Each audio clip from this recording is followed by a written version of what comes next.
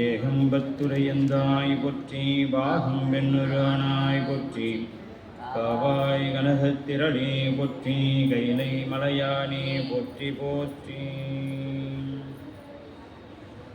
அரைசனே அன்பற்கடியேனுடைய அப்பனே ஆவியோடு ஆக்கை புரை புரை கனிய புகுந்து நின்றுரைக்கி பொய்யிருள் கடிந்த மெய்ச்சுடரே திரைபுறா மன்னும் அமுத தென்கடலே திருப்பெரும் துறைபுரை சிவனே உரை உணர்வு இறந்து நின்ற உணர்வதோர் உணர்வே யான் உன்னை உரைக்குமாறு உணர்த்தேன். வேத நெறிதலை தோங்க மிகு செய்வத்துறை விளங்க பூதப்பரம்பரை பொழிய புனிதவாய் மலர்ந்தழுத சீதவளர் வயற்புகனி திருஞான சம்பந்தர் பாதமலர் தலை கொண்டு திருத்தொண்டு பரபுவாம். திருநாவுக்கரசு வளர் திருத்தொண்டின் நெறிவாளர் வருஞான தவமுனிவர் வாகீசர் வாய்மைத்திகள் பெருநாமச்சீர் பரபலுருகின்றேன் பேருலகில் குருநாவுக்குறை செய்த ஒன்னாமை உணராமே.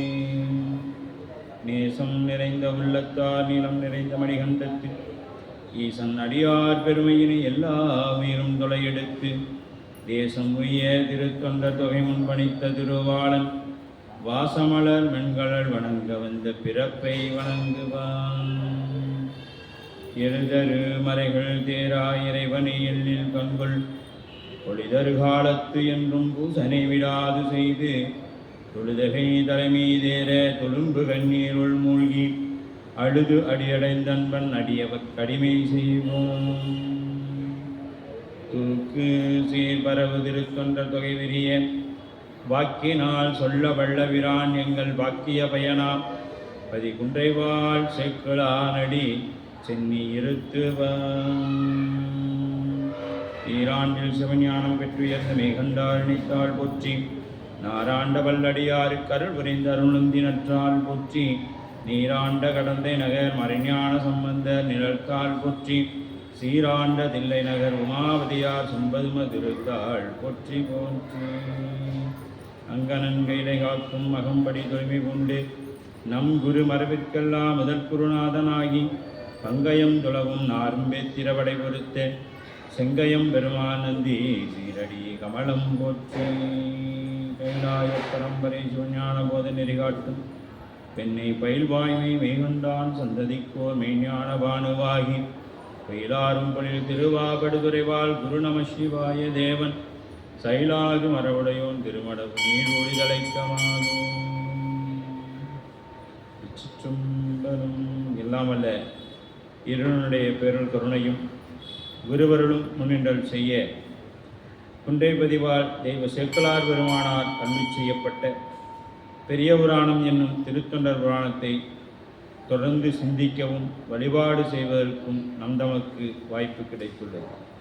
அவ்வகையிலே அருள் தரும் தேவகிரி அம்மையுடனாகிய அருள்மிகு நஞ்சுண்டேஸ்வர பெருமான் திருவடி தாமரைகளை மனம் மொழிமைகளாலே போற்றி வணங்கியும் அருட்குருநாதர் திருவடிகளை முக்கரணங்களாலே பணிந்தும் அடியேனையும் இந்நன்னெறிக்கண் ஆற்றுப்படுத்திய ஆசிரியர் பெருமகனார் திருவடிகளை முக்கரணங்களாலே பணிந்தும் இங்கே எழுந்தல் இருக்கக்கூடிய அடியார் பெருமக்களின் திருவடியை வணங்கியும் அதனால் கிடைத்த ஞானத்தினை கொண்டு இவ்வகுப்பினை சிந்திக்க முற்படுகின்றோம். திருச்சிற்றம்பலம். பெருமானுடைய பேருள் கருணையினாலே குன்றை பதிவால் தெய்வ சேக்கலார் பெருமானார் அருளி செய்யப்பட்ட பெரிய புராணத்திலே திருநின்ற சருக்கத்தில் திருநாவுக்கரசு பெருந்தகையுன் அருஞ்சிறப்பை நாம் சிந்தித்து கொண்டிருக்கின்றோம். அவ்வகையிலே அவருக்கு சமண மதம் சென்ற தருமசேனரை அங்கே சூளை கொடுத்து ஆட்கொள்வோம் என்று பெருமான் கருதி அவருக்கு சூளை நோய் கொடுத்து அவரை அங்கிருந்து திரு அதிகை வீரட்டம் வரச் செய்து திரு அதிகை வீரட்டத்திலே திலகவதியார் அவருக்கு திருநீர் கொடுக்க அந்த திருநீற்றை பெருவாழ்வு வந்ததென்று வாங்கி அணிந்து கொண்டு அதன் பிறகு ஆலயத்திற்கு செல்கின்றார்கள்.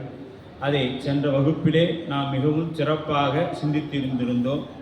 ஆலயத்திற்கு செல்லக்கூடிய ஒவ்வொருவரும் கட்டாயம் நெற்றியில் திருநீர் வைத்து கொண்டுதான் ஆலயத்திற்குள்ளே போக வேண்டும்.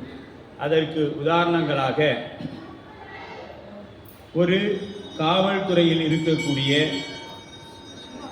காவலர் தனக்கு உயரதிகாரி வரும் பொழுது தனக்கு கொடுக்கப்பட்ட மெடல்கள், அந்த சீருடை அனைத்தையும் அணிந்து கொண்டு, தலையில் மாட்டக்கூடிய தொப்பியையும் அணிந்து கொண்டு, கால் அணிகளின் ஷூக்களை எல்லாம் அணிந்து கொண்டு எப்படி ஆலயத்தில் அந்த அதிகாரியிடத்தில் செல்வாரோ அதுபோல அடியாராய் இருக்கக்கூடிய நாம் திருவேடத்துடன் தான் கட்டாயமாக ஆலயத்துக்குள் வந்து வழிபாடு செய்ய வேண்டும் என்று சென்ற வகுப்பிலே நாம் சிந்தித்திருந்தோம். அவ்வகையிலே ஒவ்வொருவரும் ஆலயத்திற்கு நாம் வரும் பொழுது கங்காளன் பூசும் கவச திருநீற்று இல்லாமல் ஆலயத்துக்குள் வரக்கூடாது என்பதுதான் நமக்கு திருநாவுக்கரசுடைய திருச்சரீரம் உணர்த்துகிறது என்ற அளவிலே பார்த்து கொண்டு, அவருக்கு சமணர்களால் தீர்க்க முடியாத சூளை நோயை இங்கே திலகவதியார் திருநீர் அளிக்க அதிகை வீரட்டம் வந்து உரைத்தமிழ் மாலைகள் சாத்தும் உணர்வு பெற அங்கே வந்தவர் இறைவனை தமிழால் பாட வேண்டும் என்று அவருக்கு சிந்தனையை கொடுக்க, அவர் கூற்றாயினவாறு, அதாவது கூற்றாயினவாறு பதிகம் கொல்லிப்பண்ணிலே அமைக்கப்பட்டிருக்கும் அதே பன்முறையில் தெய்வ சேக்கிழார் பெருமான் 10 பாடல்களை அமைத்து கொடுத்து, அதிலே கூற்றாயினவாறு விளக்ககிலீர் என நீடிய கோதில் திருப்பதிகம் போற்றலால் உலகு இயலின் வரும் துயரும் ஓமாறு எதிர் நின்று புகன்றனரால் என்ற அளவிலேயும் சென்ற வகுப்பை சிந்தித்தோம். அதாவது கூற்றாயினவாறு விளக்ககலி பதிகமானது நீடிய கோதில் திருப்பதிகம், நீடியனா நிலைத்திருக்கக்கூடிய என்றும், கோதில்னா குற்றம் இல்லாத, குற்றங்களை அகற்றக்கூடிய. அதாவது எப்படி இறைவன் நமக்கு எண்குணத்தான் இயல்பாகவே பாசங்களில் இருந்து நீங்கியவன் என்பது அதில் ஒரு குணம்.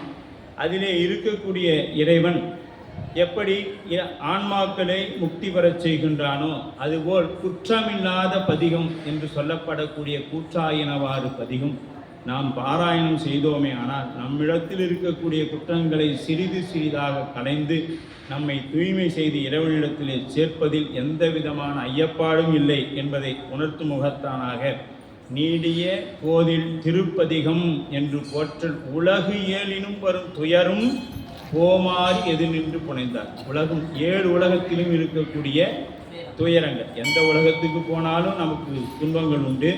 அந்த உலகத்தில் இருக்கக்கூடிய துயரங்களை எல்லாம் நீக்கக்கூடிய பதிகமாக இந்த பதிகம் அமைந்தது என்று தெய்வ சேக்கிழார் பெருமானார் போற்றப்பட்டது. மண்ணு பதிகம் அது பாடிய பின், இந்த மண்ணுனா நிலைத்திருக்கக்கூடிய அப்படின்னு பொருள். மண்ணு பதிகம் அப்படின்னா என்றும் நிலைத்திருக்கக்கூடிய, என்னைக்கு பெருமான் இருக்கிறாரோ அன்னைக்கு வரைக்கும் இந்த பதிகங்கள் நிலைத்து நிற்கும்.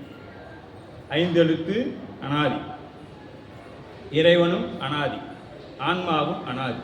இப்போ இதெல்லாம் அனாதியே இருக்கிறதுனால இந்த பதிகம் என்னைக்கு வரைக்கும் இருக்கும்? பெருமான் என்று என்னைக்கு வரைக்கும் இருக்கிறாரோ அன்னைக்கு பெருமான் என்னைக்கு வரைக்கும் இருப்பார்? அவர் முடிவில்லாதவர், முடிவில் ஆற்றல் உடைமை. பெருமானுக்கு முடிவு என்பதே இல்லை. அப்படின்னா அவர் என்னைக்கும் இருக்கக்கூடியவர். அதுபோல் இந்த மண்ணு பதிகங்கள், இந்த பதிகமும் என்னைக்கும் நிலைத்திருந்து ஆன்மாக்களை உய்வு பெறச் செய்யும் என்பதையும், அடியே உயிரோடு அருளும் தந்து, இப்போ சொல்கிறாரு சேக்கிழார் பெருமான், எனக்கு இந்த உயிரை மட்டும் நீங்கள் இப்போ காப்பாற்றி கொடுக்கல, நோயை நீக்கினீங்க, அந்த நோயை நீக்கினதே ஒரு அருள், அது இல்லாமல் எனக்கு பாடும் வாய்ப்பையும் நல்கினீர்கள். இது உயிரோடு அடியேன் உயிரோடு அருளும் தந்தை என சென்னின்ற பரம்பொருள் ஆனவர்தாம் திருவார் அருள் பெற்ற சிறப்பு உடையோர் முன்னின்று தெருளாட்சி மருளாட்சியினார் முதல்வன் கருணை கடல் மூழ்கினார். பெருமான் நமக்கு செய்யறது எதுங்க? கருணை இல்லை, கருணை கடல். கருணை கடல். கருணைனா கூட சேக்கிழார் சொல்ல வந்த சேக்கிழார் என்ன பண்றார்? கருணைனா கம்மியா இருக்குது அப்படின்னா இது நமக்கு ஏன்னா அவர் சொல்லிட்டாரு, இது எனக்கு தகுதி உண்டா அப்படின்னு நாவுக்கரசு பெருந்தகை கேட்குறாங்க. அப்போ நாவுக்கரசு பெருந்தகை கேட்பது போல எனக்கு தகுதி உண்டானா, அப்போ நம்ம தகுதி இல்லாத நமக்கு இறைவன் அருள் செய்யறானா, அப்போ அவன் எவ்வளோ பெரிய கருணையாளனா இருக்கணும் அப்படின்னு பார்த்தோன்னா, அதனால தான் கருணை கடல் அப்படின்ட்டார் சேக்கிழார். மூழ்கி பாருங்க, எந்த அங்கங்கள் அடங்க ரோமமெல்லாம் அடைய புலகங்கள் முகிழ்ந்து அலற பொங்கு புனல் கண்கள் பொழிந்திலிய புவி மீது விழுந்து புரண்டு அயர்வார் இங்கு என் செயல் உற்ற பிழைப்பு அதனால் ஏறாத பேரிடர் ஏரிடனின் தங்கும் கருணை பெரும்பெள்ளம் இடத்தகுமோ என இன்னதுதான் ஒளிவார் என்ற அளவில் சென்ற வகுப்பு நாம் நிறைவு செய்திருந்தோம். 72வது ரோமங்கள் சிலிர்ப்ப. அதாவது இப்போ என்ன பண்ணணும், இறைவனை பார்க்கும் பொழுது நம்முடைய ரோமங்கள் சிலிர்த்து நிற்க வேணும். எப்படி சிலிர்த்து நிற்கும் அப்படின்னு பார்த்தீங்கன்னா, இறைவனை போற்றி பாடும் பொழுது நம்முடைய மெய்தான் அரும்பி விதிர் விதிர்த்து உன் விரையார் களத்து கைதான் தலை வைத்து கண்ணீர் ததும்பி வெதும்பி உள்ளம் பொய்தான் தவிர்த்து உன்னை போற்றி சயசய போற்றி என்னும் கைதான் நெகிழவிடேன் உடையாய் என்னை கண்டுகொள்ளே என்று மாணிக்க வாசக பெருந்தகை அருள் செய்திருப்பார். அந்த வகையில் சுவாமியை போய் பார்த்த மாத்திரத்தில் அவரை பார்த்தா எப்படி சிலுக்கணும் உடம்பு, நீங்கள் ஒரு இருட்டில் போகும் பொழுது எப்படி சிலுக்கணும், ஏன்னா அது நமக்குலாம் வராது, நம்மளோட பக்தி அவ்வளோதான். அந்த இருட்டில் போகும் பொழுது என்ன ஆகுனா வந்து ஒருத்தர் பின்னாடி அப்படின்னு அப்படி அந்த முடியெல்லாம் நம்மளை அறியாமல் என்ன பண்ணுவோம் அப்படியே நிற்கும். அதுபோல் இறைவனை பார்த்த மாத்திரம் நிற்கணும். அதுதான் நாம் பக்தி செலுத்துகிறோம் அப்படின்னு அடையாளம். பக்தி செலுத்துகிறோன்னா எப்படி இருக்கணும், இறைவனை போய் நின்று பார்த்தோன்னே உடம்பு அப்படியே செலுத்து நிற்கணும். செலுத்து நின்னோன்னு அடுத்து என்ன பண்ணணும், அருவி போல கண்ணிலிருந்து தண்ணி வரணும். அருவி போல கண்ணிலிருந்து தண்ணி வரணும். அப்படி அங்கங்கள் அடங்க ரோமங்கள் எல்லாம் அடைய புலங்கள் எல்லாம் முகிழ்ந்து அலற உலகாங்கிதம் ஏற்படுது. தன்னை அறியாமல் அப்படியே கண்ணில் நாம் சில பேர் போயிட்டு நம்ம என்ன இந்த ஒரு இதுக்காக போனோம்னா என்ன அலர்னா நம்மளை தப்பாக எடுத்துக்கோங்க அப்படின்னு போயிட்டு அலறுது. இந்த மாதிரிலாம் இல்லை. நம்மளுடைய அந்த உடம்பு நாம் சொல்கிறதை கேட்காம அதுவாக தானாக பெருக்கெடுத்து வரணும். அந்த மாதிரி வரணும். அப்படி வந்ததான் பொங்கு புனல் கண்கள். புனல்னா அருவி போல் அந்த தண்ணி அப்படியே ஊற்றுது கண்ணிலிருந்து. அருவி போல பொழிந்து இழிய புவி மீது விழுந்தும் புரண்டும் வேதனையால். பின்னாடி அவர் சொல்லுவார், ஆமாம் விளக்கீடு அப்படின்னு அந்த பதிகத்தில் சொல்லுவார். அது அகச்சான்றாக இங்கே சொல்கிறார். புவி மீது விழுந்தும் புரண்டும் அயல்வார் இங்கு என் செயல் உற்ற பிழைப்பு. சாமி நான் முன்னாடி எவ்வளோ பிழை செய்திருக்கிறோம், நீ இல்லவே இல்லைன்னு நான் சொன்னேன். நாவுக்கரசர் என்ன சொல்கிறாரு, நீங்கள் இல்லவே இல்லை, கடவுள்னு ஒன்று இல்லவே இல்லை, நான் அதெல்லாம் இல்லைன்னு ஒத்துக்காத என்னைய நீங்கள் கொண்டு வந்து வயிற்று நோயை கொடுத்து கொண்டு வந்து அருளும் செய்து பாட வச்சிங்களே அப்படின்னு சொல்லி அவன் கேட்குறாரு. பெரும் வெள்ளை இட தகும், இது எனக்கு தகுதி உண்டுதா அப்படின்னா எனக்கு தெரியுது, எனக்கு இதுக்கு சுத்தமாக எந்த தகுதியும் இல்லை என்று தெரியுது சொல்கிறார். எனக்கு எந்த தகுதியும் இல்லை, ஆனால் நீ உன்னுடைய பெரும் கருணையினால், பாருங்க, பெரும் கருணையினால் பெரும் வெள்ளை இடர் தகுமோ, நீ இந்த அளவுக்கு எனக்கு வெள்ளம் மாதிரி கருணை செய்துக்கிட்டு இருக்கிறியே, இது எனக்கு தகுமானா இல்லை சாமி, ஏன்னா அதற்கு நான் தகுதி இல்லாதவன். அதனால தான் பணியுமாறு பணியே நுகருமாறு நுகர் இந்த இடத்துல சொல்கிறார். நான் எனக்கு இதுதான் பணிவு. மேல்நிலைக்கு போகும்பொழுது நமக்கு என்ன வரணும், பணிவு வரணும். நான் அடியார் ஆகிட்டேன், நீ இதை பண்ணுற, இதெல்லாம் பண்ணக்கூடாது அப்படின்லாம் சொல்கிறதெல்லாம் அடியார் காலையில் போய் ஆனால் இதெல்லாம் இப்படி பண்ணக்கூடாது அப்படின்னு எப்படி சொல்லணும், அவங்ககிட்ட போய் பணிவாக சொல்லணும், இதெல்லாம் இப்படி செய்யக்கூடாதுங்க, இதெல்லாம் ரொம்ப தப்பு அப்படின்னு சொல்லணும். அதை விட்டு இதெல்லாம் தெரியாதா, அதெல்லாம் செய்யக்கூடாது அப்படின்லாம் சொல்லக்கூடாது. அதே மாதிரி கோயிலில் சத்தம் போடாத நாம் சத்தமாக போட்டு சொல்லக்கூடாது, பணிவாக போய் இதெல்லாம் இப்படி பண்ணக்கூடாதுங்க. கேட்டால் அவங்களுக்கு நல்லது, கேட்கணும்னா திருவள்ளுவர். ஏன்னா சொல்ல வைக்கிறது இறைவன், அவருங்க கேட்பித்து நடக்க வைக்கிறதும் நடக்க வைக்காததும் அவருடைய கருணை தான். அது மாதிரி தகுமோ என இன்னதம் மொழிவார், எனக்கு இது தகுதி இல்லை சாமி அப்படின்னு மொழிவாருங்கிற அளவில் நம்ம சென்ற வகுப்பை நிறைவு செய்திருந்தோம். பொய் வாய்மை பெருகிய புன்சமய பொறியில் சமன் நீசர் புறத்துறையாம் அவ்வாள் புலியின் கண் விழுந்து எழுமாறு அறியாது மயங்கி அவம் புரிவேன் மை வாச நறுங்குழல் மலையார் மணாளன் மலர்கடல் வந்து அடையும் இவ்வாழ்வு பெற தரு சூளையினுக்கு எதிர்செய் குறை என்கொள் எனத் தொழுவார். என்ன சொல்றாரு இதில், திருவிளையாடல் புராணத்தில் படத்தில் வரும், நீங்கள் கேள்விப்பட்டிருக்கீங்க. பெண்களுக்கு இயற்கையிலேயே கூந்தலுக்கு மனம் உண்டா இல்லையானா உண்டு அப்படிங்கிற இடம் தான் இந்த இடம். அம்பாளுக்கு எப்பொழுதுமே இயற்கையில் அம்பாளுக்கு மனம் உண்டு அப்படின்னு இந்த இடம் சொல்லப்படுது. அதனால தான் மை வாச நறுங்குழல் மாமலையால் அப்படின்ட்டார். மைனா கருமையான, வாசம் நாரும் வாசம் நரும் குழல் மா மலையால் அப்படின்னா பெரிய ஆமாம் ஆமாம் பொய் வாய்மை பெருக்கி பொய்மையினைமே மெய்யாக கூறி. இப்போ அங்கே சமணத்தில் எப்படிங்க உண்டு இல்லை உண்டு இல்லம் அது மாதிரி சொல்லுவாங்க. அது போல் அங்கே என்ன பண்ணார், சமணத்தில் இருக்கும் பொழுது இல்லை அப்படின்னு நான் சொல்லி வாழ்ந்தேன். எது பொய்யான இந்த பொய்யுமே மெய்யாகாத கூறி அவம் செய்து பரப்பிய பொய்யினால் மெய்யாக புகுந்து நீர் போயின என்று திருஞான சம்பந்தர் தேவாரமும் நமக்கு சொல்லும். அதுபோல நாவுக்கரசு பெருந்தகை என்ன பண்றாரு, பொய் வாய்மை பெருக்கி உன்சமய பொறியில் சமன் நீசர் புறந்துரையாய். நீ ஈசன், நானும் நீசனாக இருந்தவன். நீசன்னா என்னங்க, ஜோதிடம் பார்க்க போனீங்கன்னா சொல்லுவாங்க உனக்கு இந்த கிரகம் நீச்சம் பெற்றுச்சு அப்படின்னா அது பயன்பாட்டுக்கு இல்லாமல் போயிடுச்சுன்னு அர்த்தம். அந்த இடத்துல அது செயலிழந்து போய் நிற்குது. நீசம் அப்படின்னா செயலிழந்து நிற்குது, நீசம் பெற்றுச்சு, அதனால உனக்கு எந்த பாதிப்பும் இல்லை அப்படின்னு அந்த ஜோதிடர் சொல்லுவாங்க. அது போல இந்த நீசர் அப்படின்னு நான் வந்து நீசன், நீயோ ஈசன். சரிங்களா, எப்படி அழகா சொல்லிக்கிறப்ப நானும் நீசர் நீயோ ஈசன் அப்படின்றார். ஈசர் புறந்துரையாம் அவ்வாழ் குழி. இந்த குழியில போய் விழுந்த யாரும் எந்திரிச்சதா எனக்கு தெரியல. இது ஆழ்குழிப்பட்டு அழுந்து வேர்க்கு தாழ் தருவியோ சொக்கநாதர் என்பாள்.